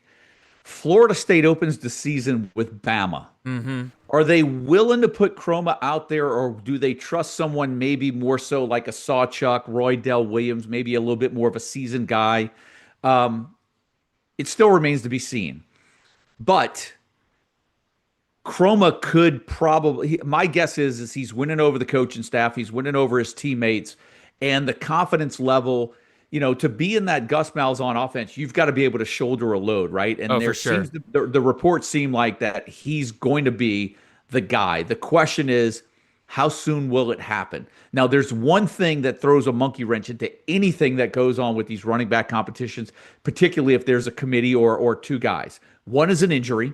And the other one is, can they hold on to the ball? Because nothing will put you on the bench and make you mad that you lost your RB1 because they fumbled in one of the first 2 games of the year. Next thing you know, they're relegated to running back 2, running back 3 duties. No, I agree 100%. Especially that is even more so concerning with freshmen, right? I mean, that's what kept Nate Frazier from really taking over last year when ETN was out, is that he had a bit of a fumbling problem. And that's really the kind of the question with him this year, is if he can get that under control. Yeah, he could be a workhorse back for Georgia this year. But if not, we could see him getting relegated to only about 12, 15 carries rather than potentially getting upwards of 18 touches. Sure. And look, here's the other thing, too. We know that Thomas Castellanos, as long as he's the quarterback, he's going to vulture a lot of those carries, too, right? But like we saw last year, I mean, we know that there's potential, much like you did with Utah, with Wayshawn Parker, right? Mm-hmm. And also getting the quarterback there, Dampier. That Florida State offense, if it's clicking under Gus Malzahn and he's got his RB1, that QB1, RB1 basically holds real estate in that offense. Oh, 100%. I completely forgot that I drafted Castellanos as well. Again, another one of those situations where I could get a potential workhorse back and that, like you said, the dual threat quarterback to go along with it. Yep.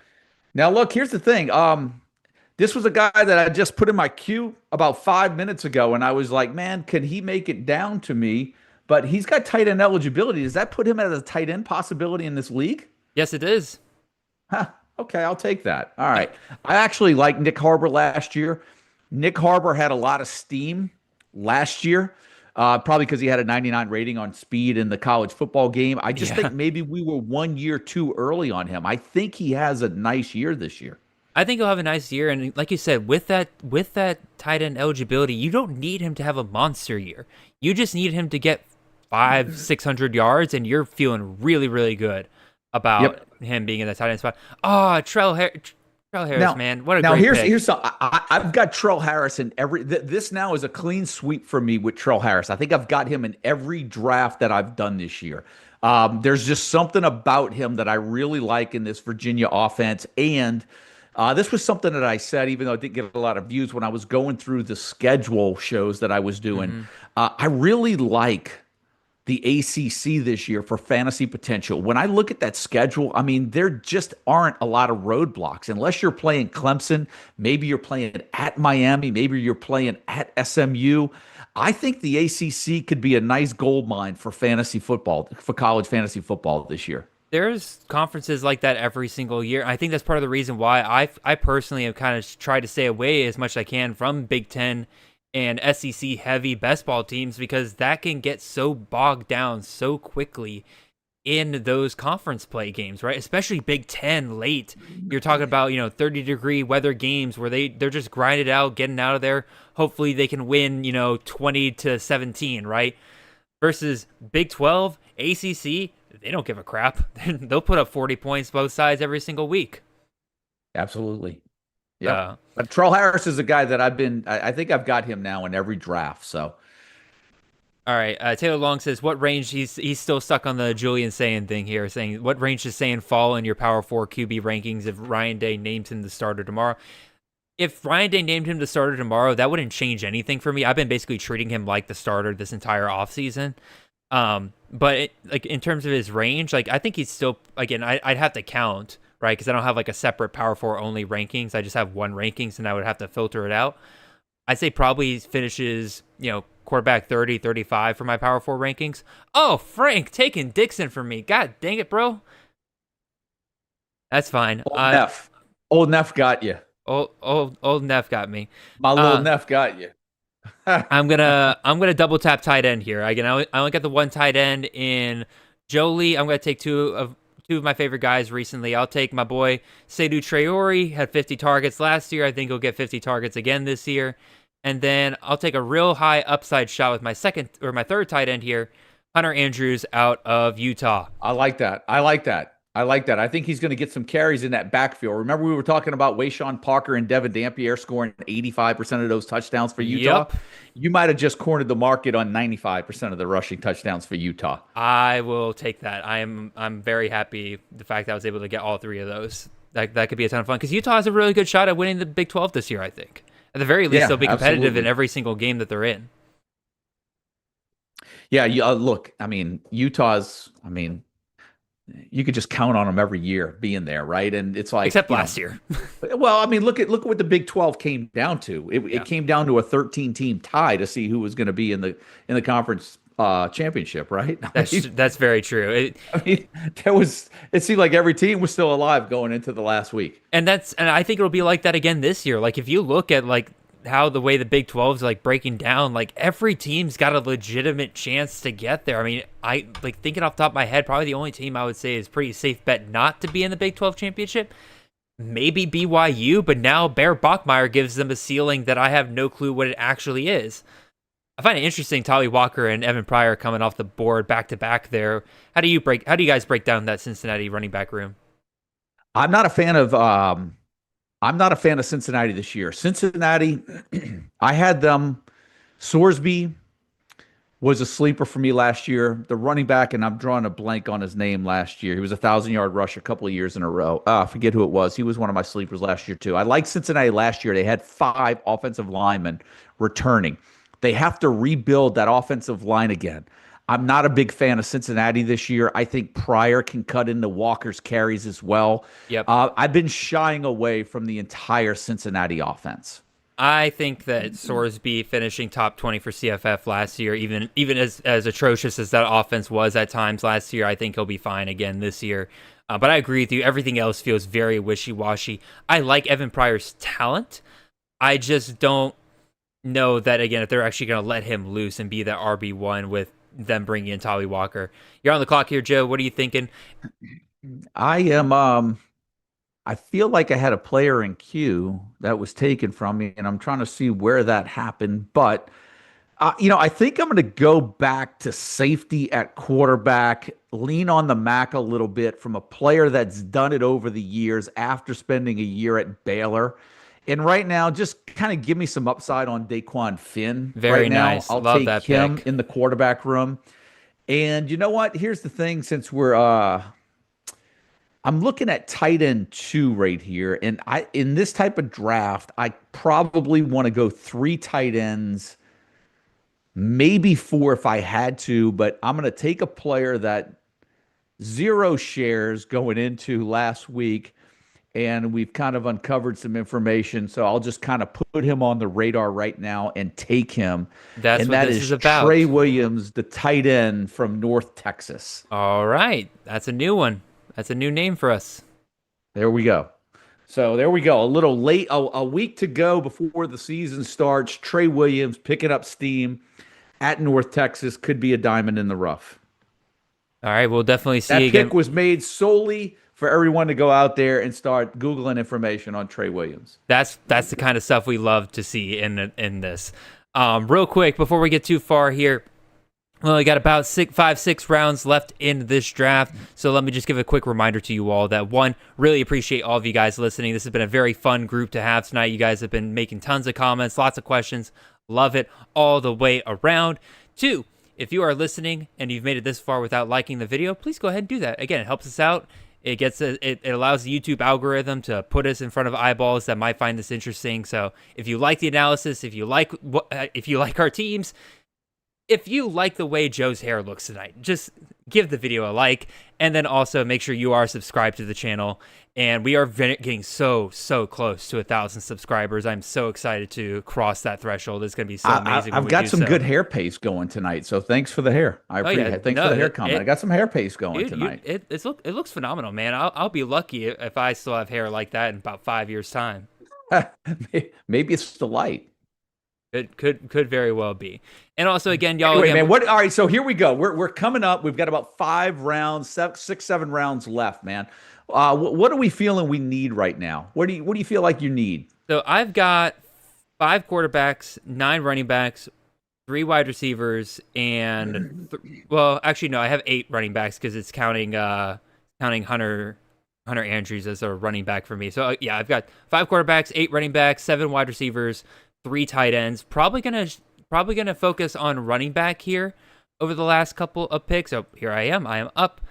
So I think what I will do is I will take a shot on Julian Gray there at Liberty, one of the few potential cheat codes left, I think, in fantasy this year, with Adam Randall losing his wide receiver eligibility, Derek McFall losing his wide receiver eligibility. Julian Gray is being talked about as a potential running back 1 for Liberty this year. Even if he's a part of a committee, I think that I'll take the shot on that there. And then a guy that I haven't taken a ton of shares this year, but he's really starting to get some hype here as we get close to the season, is Ja'Kai Middlebrook out of Middle Tennessee. They said after the spring that they were going to try to bring in some running back help because, again, as much as they love Middlebrook, they needed some help behind him. They didn't do that, and so that tells me that Middlebrook might be in line to get a ton of running back carries for Middle Tennessee this year in this USA. I'll take that shot. Gotcha. Yeah, you know what? Here's the thing. Middle Tennessee is just not known for the running backs, right? And so, No. You're really onto that if he hits. But, man, it's like I just don't know if I want to touch any of that. I don't like it either, but again, you have Derek Mason as the head coach there, defensive-minded guy. They're moving away from the air raid. That's why Nicholas Vattiato took such a big hit in value last year.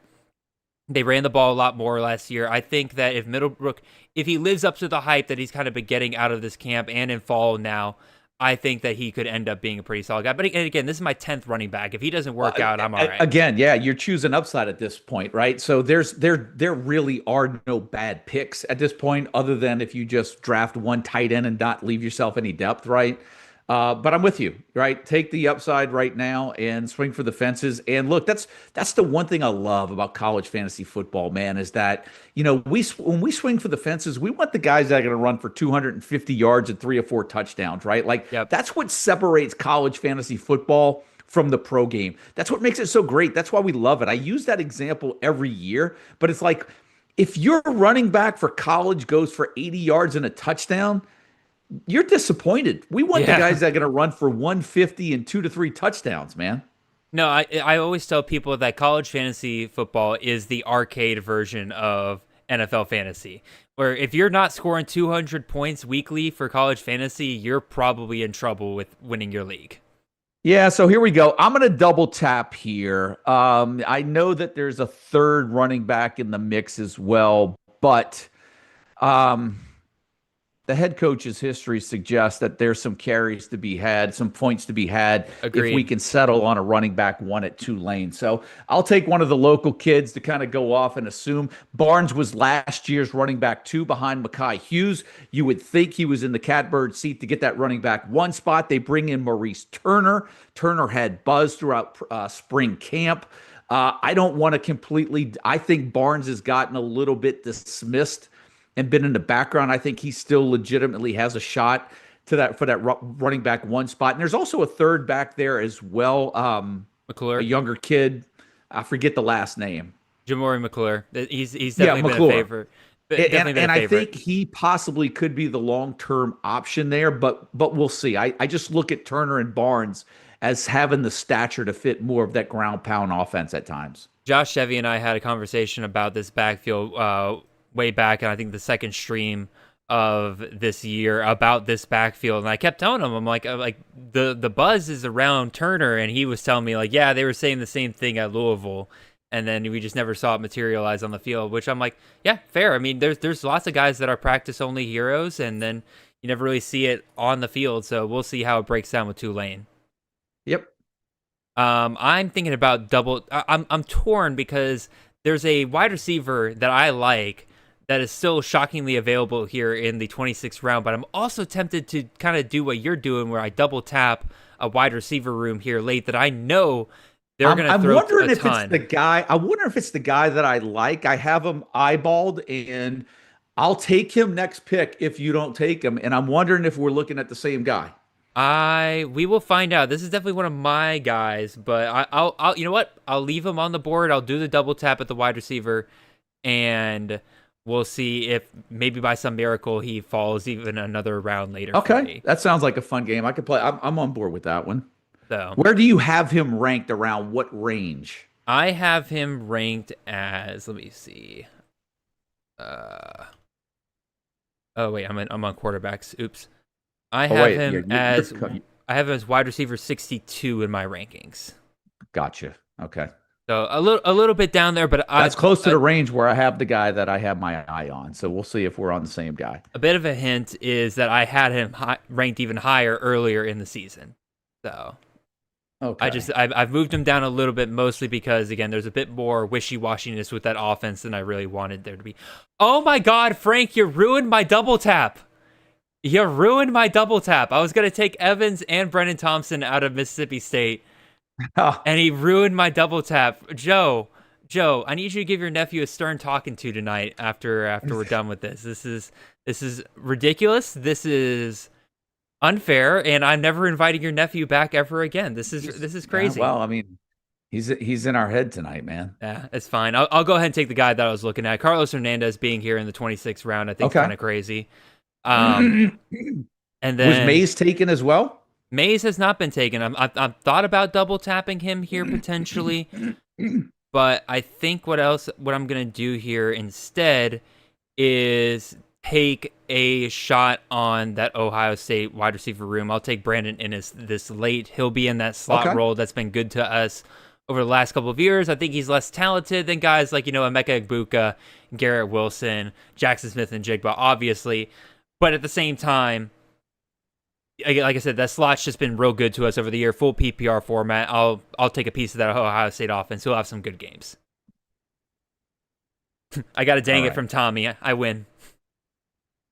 So let's see. I feel decent. I feel good at running back. Okay, Frank's listening. Frank's got to be listening. He just double tapped the Mississippi State wide receiver room. There you go.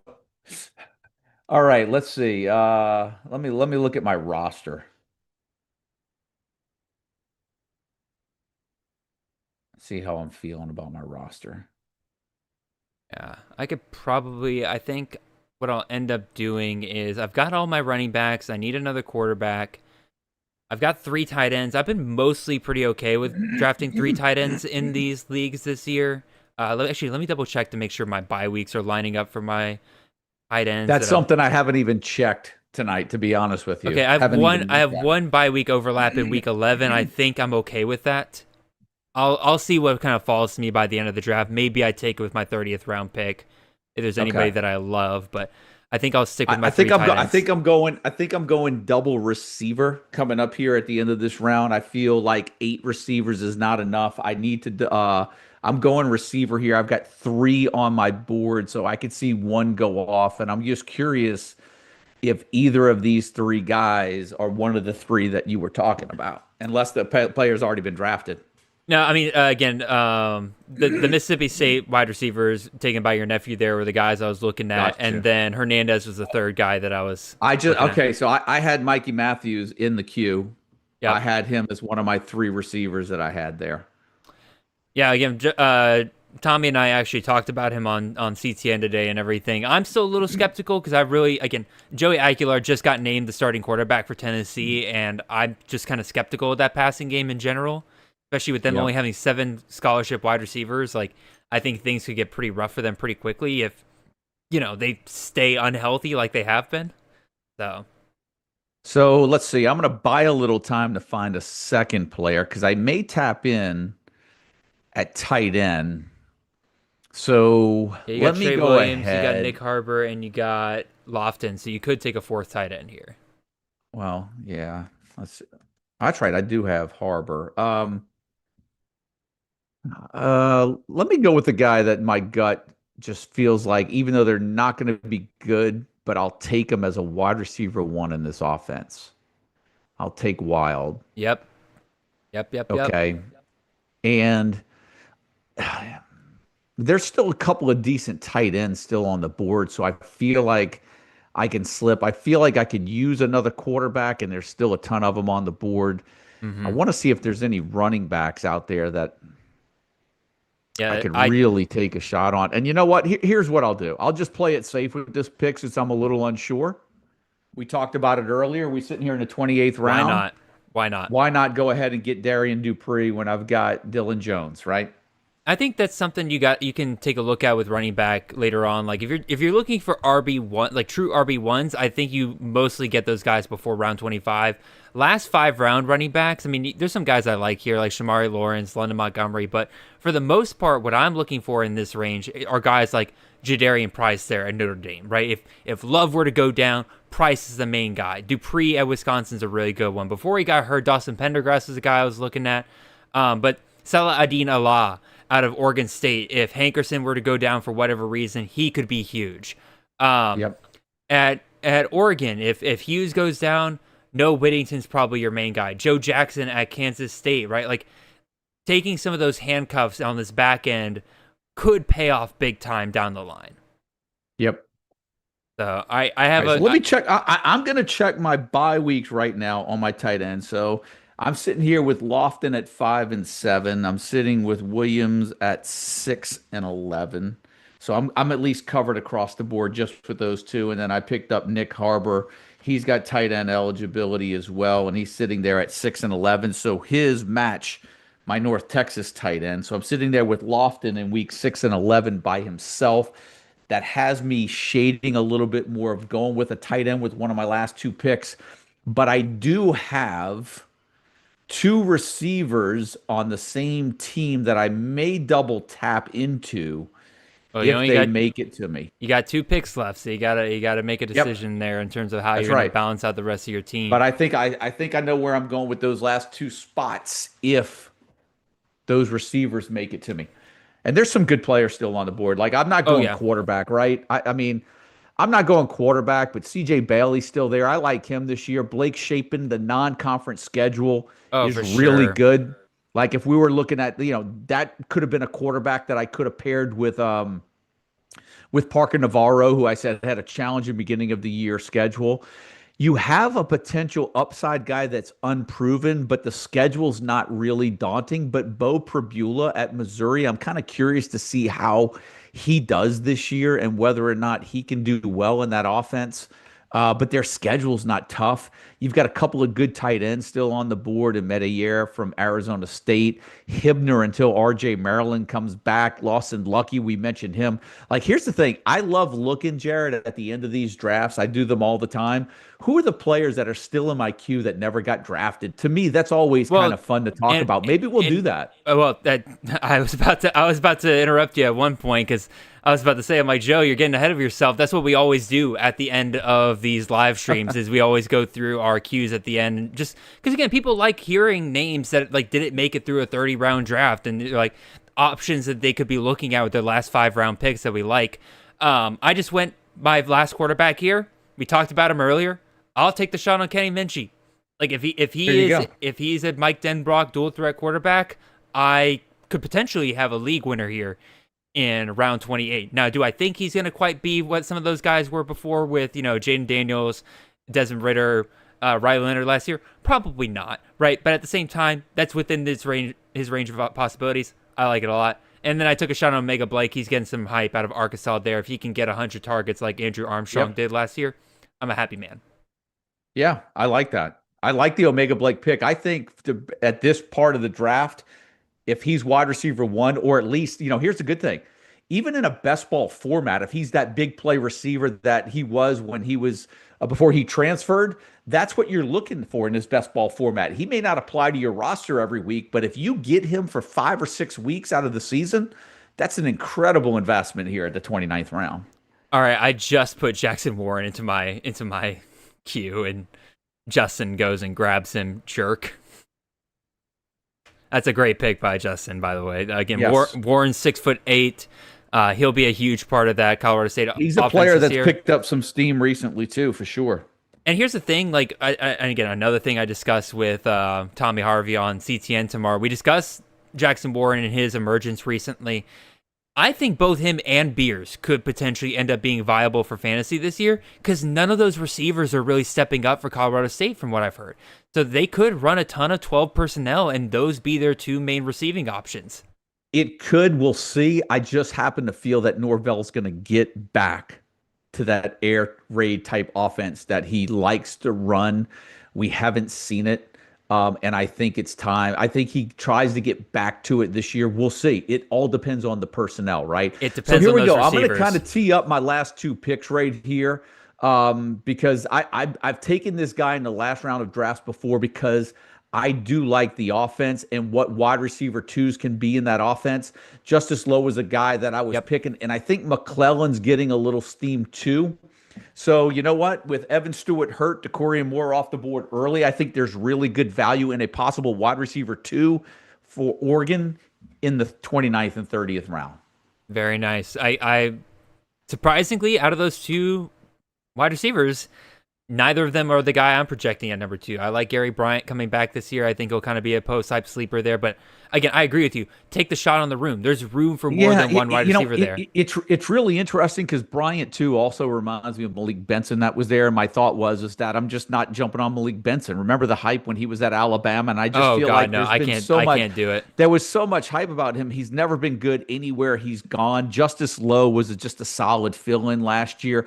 I don't know what that offense really needs, right? I mean, Mike and I have talked about this. There's potential that possibly Sadiq could play more of like a wide receiver type role. He has the athletic ability to do that. Does he fit more into a wide receiver 1, wide receiver 2 role in that offense? We'll see.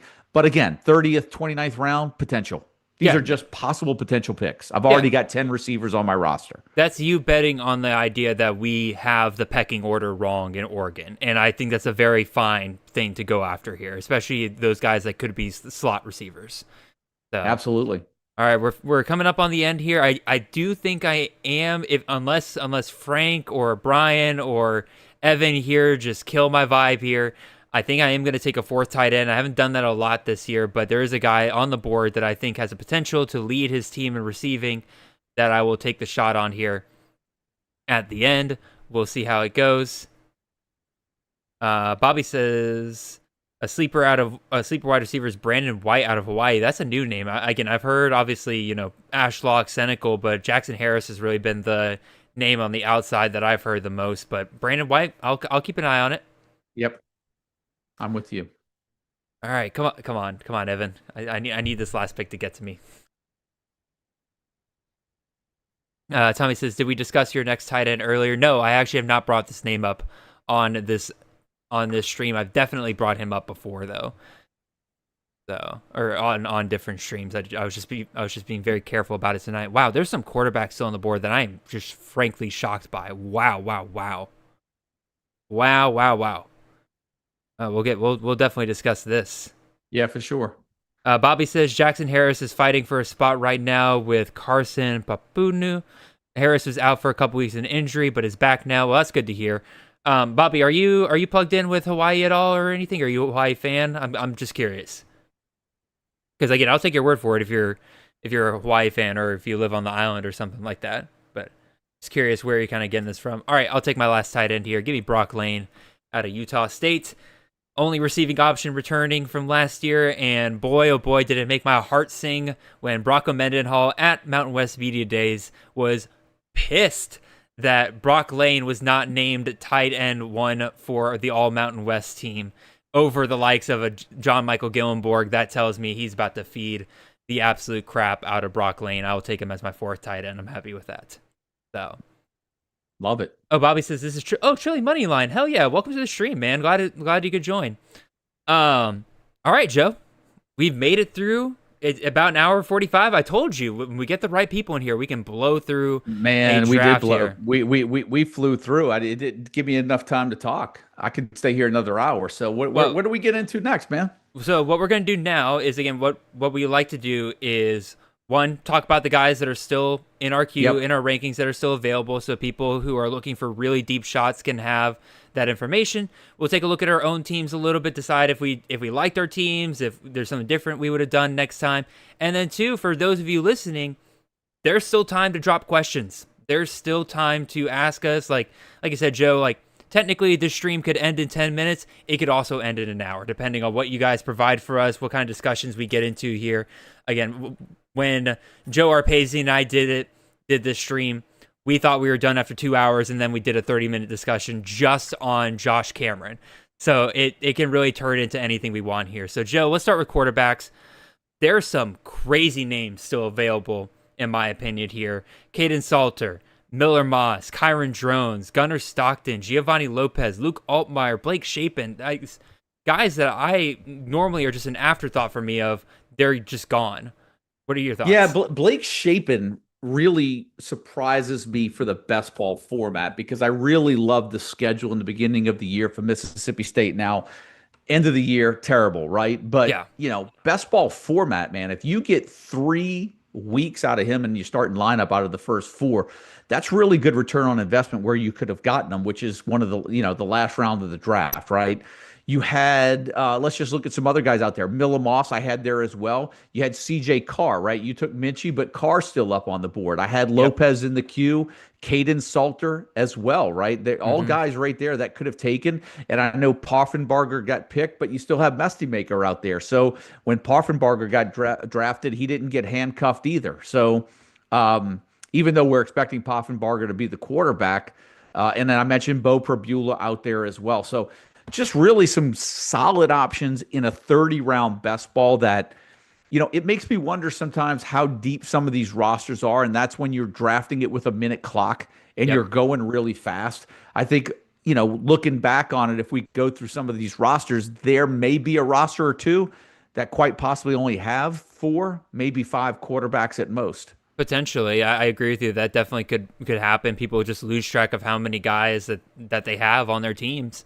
I mean, shoot, again, I'm a veteran at this point when it comes to live drafting, so I know how to do it. But yeah, I agree with you. Like, very easy when you're constantly looking back and forth between guys and everything. You're like, oh shoot, I only drafted 4 quarterbacks. Running backs. Any guys stand out to you here? A guy that stands out to me immediately is Joe Nathan Silver out of Delaware. I know some people are kind of hesitant to start investing in some of these new teams here, but he was hyper efficient last year. Should be the RB1 this year. I know there's some trepidation about I forget who they brought in. It was a former Power 4 back, but it seems like Silver should be their number 1 guy there. I think so. Let me see. Anybody else? Yeah, other than that, I think everybody did a pretty good job drafting running backs. Nobody else really stands out to me. What about you, Joe? No, the running backs went as expected. People are always going to take the running backs very serious, very deep. I look at a couple of options, maybe from handcuff options, and you wonder whether or not there's any legit chance there. Like you've got Seth McGowan at Kentucky. We talked about how Mike Washington looks like he's taken over the job at Arkansas. Could McGowan come over from New Mexico State? I know Kentucky has Dante Dowdell, but there could be potential for both of those guys to get some carries. You have you got Harrison Whaley. He's probably going to be RB1 at Virginia, right? CJ Campbell was actually picked at Rutgers. I'm sorry, he was still on the board, even though we might have Raymond that got drafted as well. So no handcuff there in that situation. Those are the ones that kind of jump out to me when I'm really looking at this. And I'm going to search one other guy because I almost took him. But you've got, here's a couple of guys as well. Jacoby Williams, LaShawn Williams, 2 guys. One at Texas Tech, one at Kansas. Both of those guys could get a significant amount of touches this year. And a guy that I'm surprised that I never took, and I probably just the speed of the draft probably got up to me a little bit, is I do think that Caden Williams, I think Mike and I are aligned. I think he's going to emerge at that B-back position for Liberty. And in my opinion, I know you took a flyer on Julian Gray. He's more of a Swiss Army knife over in that offense. But Caden Williams right now might have the inside track to win that starting B-back position. That's the position to target in that Liberty offense if you're looking for a guy later in drafts. If your drafts unfold the way this one has, maybe that was a guy that I should have taken in the 29th or 30th round. I mean, again, I'll fully admit I'm kind of operating on some older information for Liberty, and that was kind of saying that, Gray was looking at that B-back position there, potentially part of the reason why I've taken so many shares of him with that wide receiver eligibility. But again, you're right. Things absolutely could have changed here. A guy that I was looking through that stood out to me, Davin Booth. Did you mention Davin Booth at Mississippi State there? I'm kind of surprised people didn't take a shot on him there. I know Fluff Bothwell comes in, obviously. But, veteran back, fought like hell to get that extra year of eligibility. He seems like they're ready to make him not necessarily a workhorse back. Like, I'm not expecting 20 touches per game, but last year he had a really solid run in the middle of SEC play. And I think, he can probably do that again. I think another guy, too, that I had in my queue, and I only had him there because I wanted to note the team, but Michigan State offense, right? Do we really know who's going to be RB1 right there? I think that's wide open right now. And that'd be something I would put on your radar, on your watch list. Pay attention to see if anyone emerges as that true running back one in that Michigan State offense. That'll be something you're going to want to keep tabs on in the first couple of weeks of the season. For sure. Also, Tommy Harvey mentions in the chat that it's been Xavier Brown who's been running with the ones at Virginia. Whaley's been running with the twos. Oh, there you go. There's an update there then. That's perfect. Yep. Bobby has a couple comments in the chat here. Now we're moving on to, we'll talk about his running back comment. He says that the UNLV running back group might be interesting. Kayvon Lee, Jalen Glover will contribute a good amount there. Jet Thomas, obviously, will be a good back, but not an every down back. I'm kind of staying away from the UNLV backfield. I do like Jaden Thomas or Jet Thomas, as a talent. But again, Dan Mullins usually run a committee approach there. You feeling the same way, Joe? Yeah, UNLV was a team that I really liked last year for good reason, right? I'm just a little gun shy on UNLV this year. I don't have any shares of anyone in that offense this year. I have taken a couple shots on Calandria because if he wins that starting job there, it could be a ton of fun. We've seen what Dan Mullen can do with a dual threat quarterback. But also, again, the talk of Alex Orji being the starting quarterback there just makes me want to throw up. Yeah, and I'm with you, and I think that's why I've really kind of shied away because we know the frame that Orji has too, right? And my concern is what if they both get playing time, right? Then it's like, but I'm with you. Calandria in that offense has the high upside, but where he's been getting drafted is where I'm not interested in picking him. Oh no, he's definitely moved up. Again, I was just curious to see where he's at. Yeah. And he got taken 16th round in this draft. He's a guy I used to take shots on in the final 5 rounds. He'd be my 5th or 6th quarterback, and I'm like, all right, the upside here is pretty insane. Let's go take a shot here. But there's something to say about that because we start, we meaning like guys that are in the industry, and a lot of guys that are on this draft are guys that have been, doing some of these mocks and drafting with us back in March, April, and May, right? Mm-hmm. And I say this, and I'm pretty emphatic when I say this, and that is, we play in a lot of drafts. Yes. We participate in a lot of drafts all year long. For you guys that are out there that are doing maybe 1-2 leagues, I cannot stress how important it is to try to hold your draft as late as you possibly can to stay out of this preseason injury and get as much clarity as you possibly can. That's what we're trying to do for you guys. I know, Jared, you guys do a good job over there too at C2C. But it's what Mike and I take a lot of pride on doing is just updating the information all the way through today, right? And so if you're drafting last weekend, you had an updated depth chart. If you're drafting this weekend, there's a little bit more clarity in the depth charts. We're not going to get everything, but you want to hold your drafts as late as you possibly can to gather as much information so that you just come out smelling like a rose on draft day. But more importantly, that the league just stays super competitive. The one thing that's been the big bugaboo for college fantasy football enthusiasts around is trying to keep a lot of the friends that you recruit into your leagues. And if I'm going to make a claim and kind of pitch something to you guys to be flag bearers on, and that is don't recruit the easy targets. Don't recruit guys just to build that pot up. Recruit guys that are going to really come in, point them in all the directions for the resources that they need to be competitive. That's the way to keep people anchored in and grow this game. And that is we have to do a better job with the retention in here, we have to make sure that we're retaining as many college fantasy football players on a year-to-year basis. And in order to do that, we've got to give them the best up-to-date information as possible to make them competitive. So have those drafts as late as you possibly can. No, I mean, There's my pitch for college fantasy football before we end this thing. There's nothing I disagree with there at all. Again, I agree. If you're in like a redraft league or anything like that, yeah, wait until as late as possible, especially if it's like a more casual league. Like, yeah, you want to get as good as information. I would also say, again, I know we're all competitive and everything, but, if you have a good resource that you find very helpful, whether it is Joe's stuff, my stuff, like what we offer for free, what we have paid and everything. If it's a non-college fantasy focused website, like what comes to mind, again, I know Bobby's in the chat, so I'll shout out his stuff, like cfbdepth.com, right? If you find that and you think that's a really good resource, share it with your friends, share it with your league mates. Like, let's not try to gatekeep here. College fantasy's hard enough, right?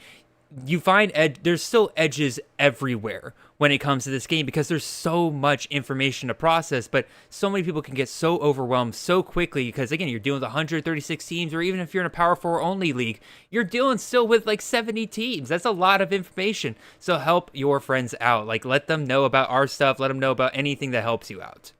You know who's got the best information in the industry, Jared? Who is that?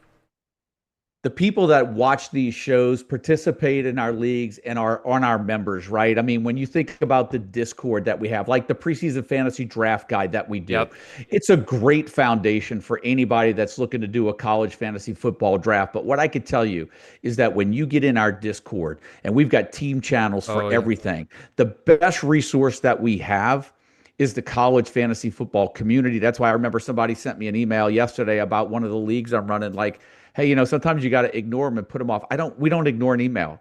We answer everything. I want to try to keep as many people hooked into college fantasy football as possible, to try to give them as many resources as possible. That Discord that we have, that thing's only possible because everybody that watches and follows our site, you guys are the best, man. This is the best community ever. Like, to think that I started this in 2011 and I'm doing this now for going on 15 years, man. It's just absolutely crazy. It's organic, but we do it because we have so much passion for what we do. For sure. And there's so many more people in this space that there's only one way to go to from here, and that's up. But it all depends on the community that we have. And you guys are absolutely the best, man. And I'm just going to say tip of the cap to all our members out there that just add to the information that helps everybody out. No, for sure. And it's the same way over at like the Campus of Canton Discord as well, where so much of it is built on, people could rely on people like me, Chris K, Nate Marquise, all of our guys over at Campus of Canton, right, to bring them information, dump it in the Discord and be like, here, guys, discuss. But no, it's our members. It's people doing their own research, finding something, hey, this was interesting to me. What do you guys think? And they bring it to the board, and you learn so much just by reading through those threads every single day. It is, like you said, Joe, it is the community that really makes so much of this possible. All right, enough glazing of our community, man. Like, we have an amazing community, but let's finish up. I don't think we could do enough. I really could sit couldn't. here and glaze them, but we didn't even get into any type of receivers yet and tight ends that are on the board, man. That's what I was about to say. Let's move on to wide receiver here. This is where I think there's still a lot of value in terms of just fun late round shots. A couple guys that stand out to me immediately on the board.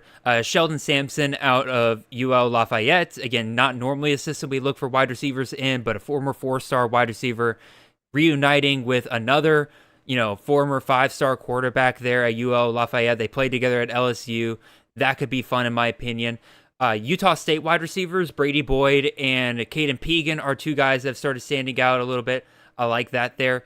Memphis wide receivers, I think all three of Brady Clues, CJ Smith, and now Cortez Braum are still available. Here, I think any of those shots would have been great. I like PJ Johnson at New Mexico State playing on that outside wide receiver position that David Yoss typically likes to target. And then Quavez Humphreys at Sam Houston, Miles Butler at Middle Tennessee. Again, there's just so many names here I could list off that I think are tons of fun all around. Oh, Rob Thomas out of Troy transferring down from Georgia to the Sun Belt could be a ton of fun as well. What about you, Joe? Any thoughts on any of those guys? Yeah, look, my list doesn't go as deep because I could probably sit here for another 10 minutes and find a few guys. The ones that really jump out to me, Voisin's probably locked into that wide receiver one spot at South Alabama. And Mike and I talked about this past week, right? But Anthony Eager He's is, still I think, a available. very legitimate wide receiver two and could just easily be the wide receiver one if an injury happens. He's still on the board, never got taken. Great right? call. When you look at Arizona, you still have Chris Hudson and Chris Hunter. Chris Hunter. Sorry. Yep. Chris Hunter, Chris Hudson. Both of those guys still on the board. I double tapped Oregon at the end of the draft. I almost double tapped Arizona because I feel like those guys are probably going to be 1-2 on the depth chart, right? And so those guys really stood out to me. And there's probably I could probably sit here and enter some names in here and see if they're still available. But for me, those were the ones that kind of stood out because I still had them in queue. Oh, there's a lot of great names here. Again, I'm keeping going. Giovanni Gibson, if he gets healthy for Oklahoma, that could be a ton of fun. Bryson Graves out of Coastal Carolina is a guy that I've taken a couple shots on at the end of drafts. Again, based on the offensive coordinator hire, they're moving to a more air raid system. Graves will be playing in that slot position that Malachi Corley played in back when Drew Hollingshead was the offensive coordinator for Western Kentucky. Now, that could very well have been because Corley's just a beast, and that they're just feeding their best guy. But Graves is a good receiver in his own right there, and I think he could end up popping off for Coastal Carolina at some point. The Eager call, I think, is a fantastic one there. Malik Phillips. I mean, you even have offenses like Georgia Southern that have been known to sling it around a little bit. You got Dalen Cobb that's still out there. Camden right? Brown. So, I mean, there's a bunch of names as we look at a 30-round draft. We could probably make a case on 10 to 12 guys could have gone within the top 25 rounds that are still on the board right now. What about tight end? Again, I'm kind of looking at it. There's not really any names that really surprise me. I mean, Brocky Beers, again, we saw Warren come off the board. I'm surprised nobody took a shot on Beers there. Maybe Olsen, Pat Henry out of Clemson, although I do know that some other tight ends are starting to get some buzz there. Dan Valerie out of Syracuse. But other than that, most of these guys I'm not really surprised by. What about you, Joe? Well, here's the thing. Let's just start at SMU, right? RJ Maryland, it looks like they're going to take time to get him settled in. Matthew Hibner performed well when Maryland was out. Hibner's still on the board right now. So that's potential tight end one for SMU through the first third of the schedule. And here's the thing as we talk about tight end with SMU.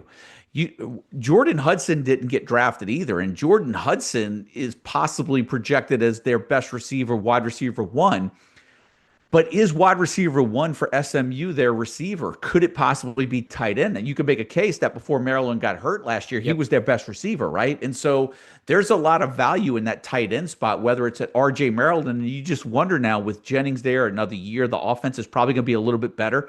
They don't have a Brashard Smith in the backfield this year, so they're trying to figure out, is it going to be TJ Harden, who we're kind of making the call with going with right now? But there's a potential for that offense to kind of spread it around. And much like you were talking about with Colorado State, why couldn't there be two decent tight ends at SMU? So Hibner's still on the board there.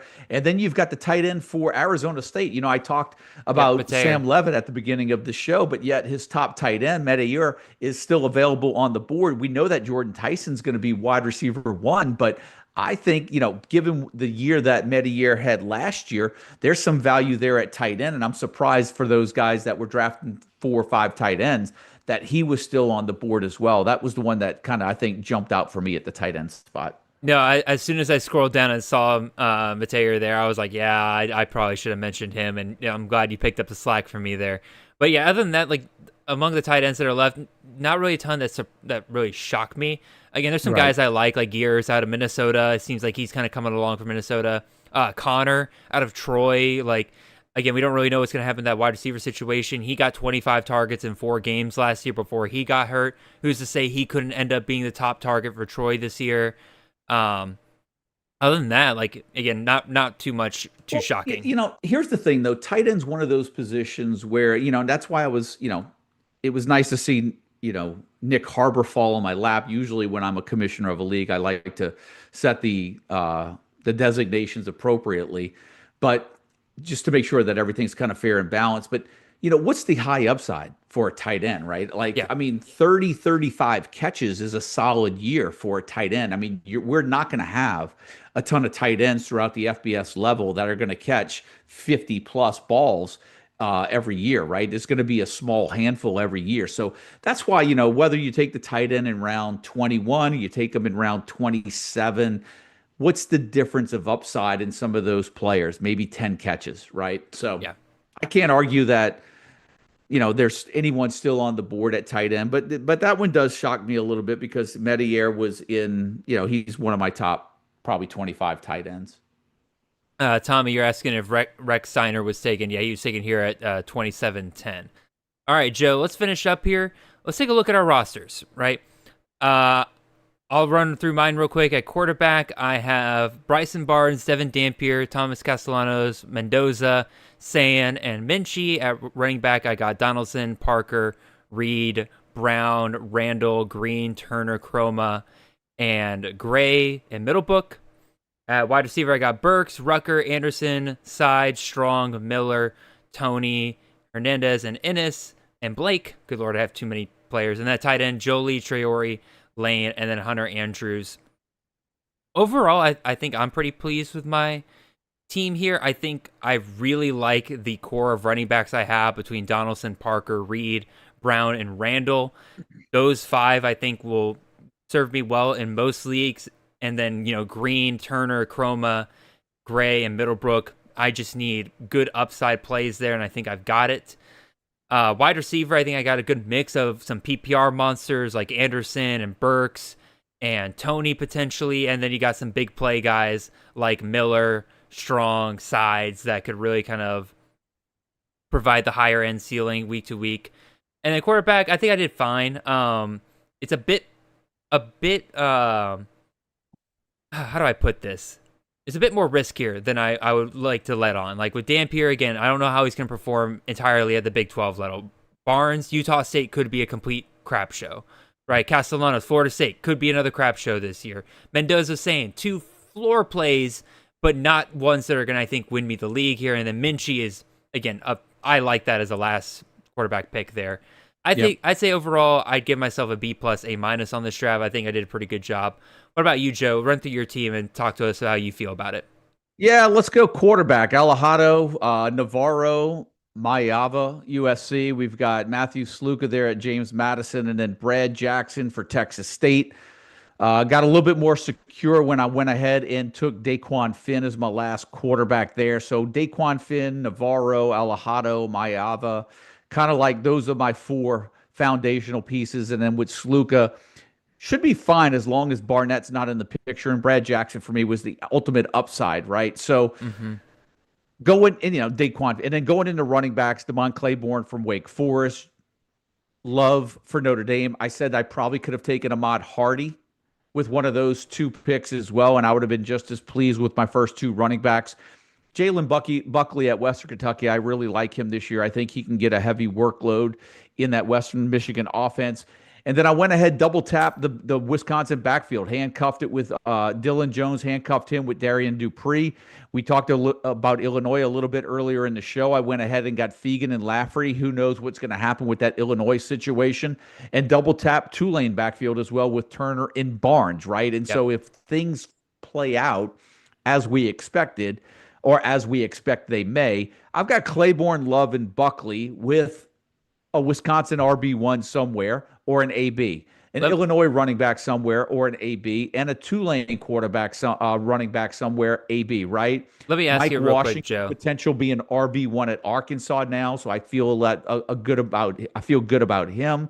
And then the JV and Thomas pick for me, the running back 1 for UCLA, that was more of a pick because I felt like at that point of the draft, it was just smart to go ahead and take a secure running back 1 with all the handcuffs that I had going on. Now, receiver for me is where I punted, right? I mean, I took Leland Smith as the first receiver that I picked off the board, and I just thought that for me, he may not be the higher upside receiver, but he's sort of the value pick at San Jose State.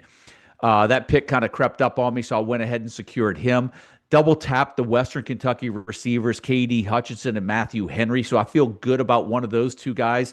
double tap the Texas State receivers with Kriston and Bo Sparks. I think one of those guys has 1,000-yard potential, and I really just I like some of the pub that Don's getting. I think he's going to be back on kicks, returning as well. I think they're going to try to find creative ways to get him the ball in space. So I really like him, particularly knowing that we really don't even, they've got a running back by committee over there, right? Who's to say Don's not even going to be an extension of that? And then Jackson as well at the quarterback spot. I got Rashid Williams, the wide receiver for Washington now. I've kind of tapped into him in a couple of drafts now. I kind of like his potential in that offense if he can get one of those top spots at Washington. And even Denzel Boston's been kind of nursing a little bit of an injury. He's on slow on the mend coming back. But Williams was getting a lot of hype coming out of spring. I picked up Nick Harbor. He's going to fill into my tight end role. I've mentioned I've got Trell Harris. I think in every draft I've been in, I like the value that I'm getting out of him. I got him in round 22. I think he could be a good go-to receiver in that Virginia offense. Then I got Griffin Wild.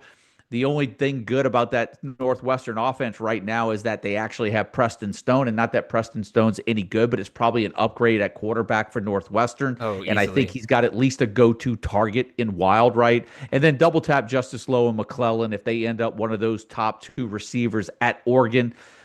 For one of my last two picks, I'm okay there. And then I mentioned Harbor at tight end with Elijah Lofton, and then I threw out Trey Williams as sort of a up-and-coming late sleeper tight end at North Texas to put on your radar. That fills out my lineup right there. Yes, sir, it does. I will say, we talked about, handcuffing, totally okay, and especially in a best ball format here. I will say, Joe, I think I count 6 or 7 handcuffs on your team alone. And I'll ask you again, maybe you view this differently than I do. Is there a point where you take too many handcuffs, right? Because all of a sudden you could be missing 6 or 7 guys. Where I took the Oregon receivers looking back, I probably wish I would have taken another tight end instead, and maybe just taken a shot with one of those guys. But here's the thing, a couple of things, right? A little bit different when you're doing the format that we're doing, where we're trying to kind of pay attention to the board, right? Yep. And trying to, give our insight into what we're thinking when we're just a couple of picks away. It's a little bit different than staying glued into a cheat sheet or your rankings, right? You didn't even have your rankings pulled up at the beginning. That led to a few of the handcuffs. Now, I will say this.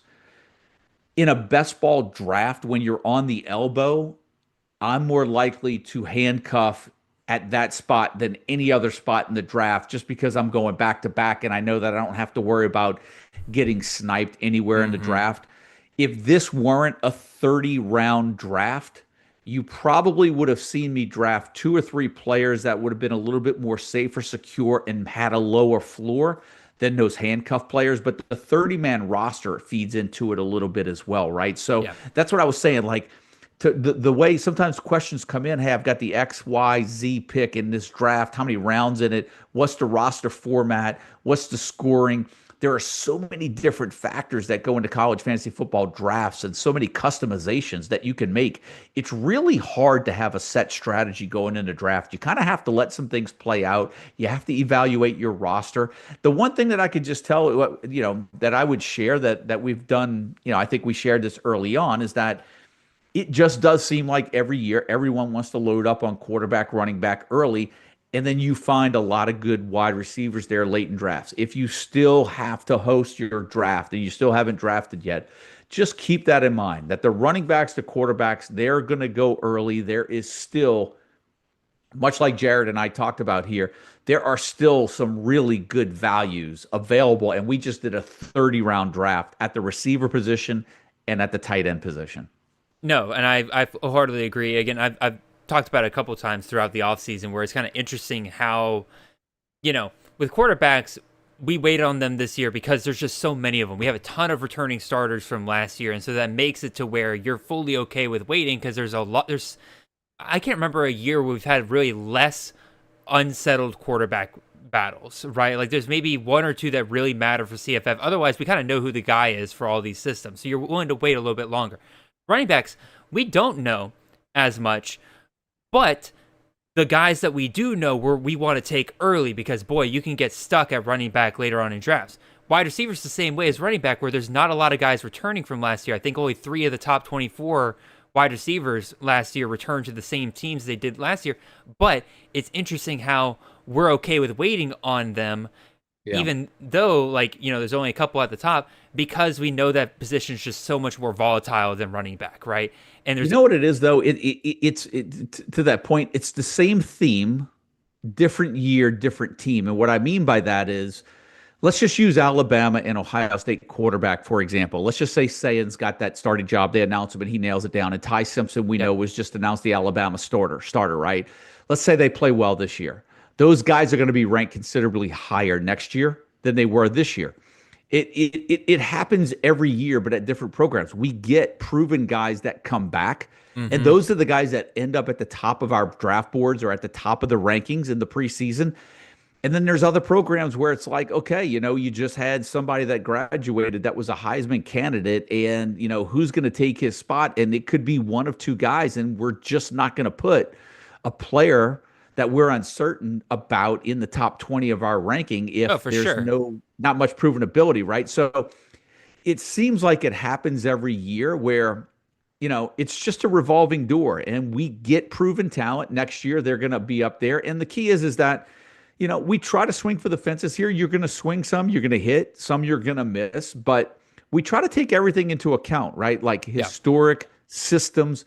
We try to look at everything. And next thing you know, a guy out of the blue, there is going to be somebody that emerges in the first 2 weeks that we never had on our draft board. Right? Just absolutely zero clue. And that's what makes college fantasy fun, is that like I tell people this all the time. I'm like, in NFL, if you screw up your draft, you could be in real trouble throughout the season, right? But in college fantasy, you could screw up your draft and you still got a chance. And a lot of people are like, well, that makes the draft not matter. No, you can you can put yourself in a really good position with a good draft, but it's not the end all be all. You can still kind of work your way up, rebuild your team throughout the season, find guys that emerge and stuff like that. That's what makes it fun, in my opinion. In traditional waiver wire leagues, guys that win the waiver wire win the league. Now, the draft, you have to establish a nice foundation, right? That's what it's all about. But the waiver wire is where you win your league. You stay wired into that. Like in NFL, you lose your first 2 picks to an injury, you're done. You're done, right? College fantasy football, particularly in full FBS formats, man, you lose your first 2 round picks. You still got a chance, man. You still got a chance.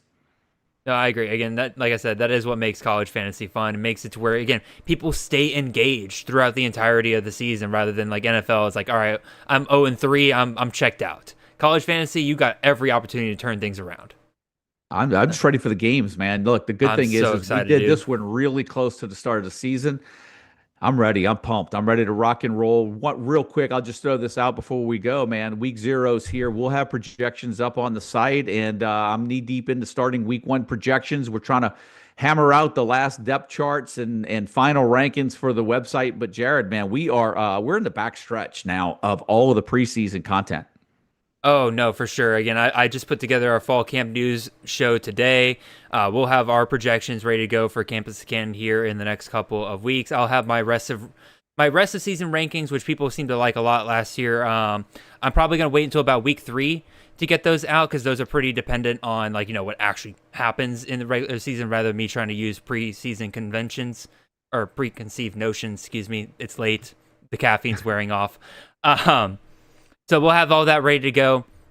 Again, Joe, you and Mike do such great work over at the CFF site. I'm so glad that we were able to get you on here finally. Again, it's just a crime that I'm going into year 5 of this, and this is the first time I've had you on. So very happy we could finally do this, man. Hopefully I can get you on the actual CTN proper a couple of times next year. This was fun. Look, man, whenever you can, reach out, give me a shout. I'm glad to get on here as much as I possibly can. Thanks for you guys that participated in the draft tonight. And again, for everybody that's watching and supported your show as well on our site, man, we can't thank you guys enough. You guys really are the foundation of college fantasy football. And look, I love it, man. Nothing else I'd rather do. I love college football, college fantasy football. It really just enhances the game more than you already can love it, right? Like I'm ready for the 3-4 screens to be on at the same time, man. Let's roll. I'm so ready for it. Again, appreciate all of you guys tuning in tonight. You guys have been an awesome crowd tonight. Great questions, great stuff all around. Again, before you leave, if you haven't hit the like button already, make sure you do that. Make sure you send this to your friends. Again, help your friends out that are playing college fantasy this year, or if they just want a good 2.5 hour podcast of guys talking college football, this is perfect for that. Appreciate all of you guys. Again, this is unfortunately the last live draft show that we're doing this offseason. I cannot believe we're already at that point. But again, the good news is that means that the games actually start 6 days from now. So looking forward to that. Looking forward to some week 0 reaction. It's going to be a ton of fun. Appreciate all of you guys. And I hope every single one of you have a wonderful and blessed week. See you guys once the games actually kick off.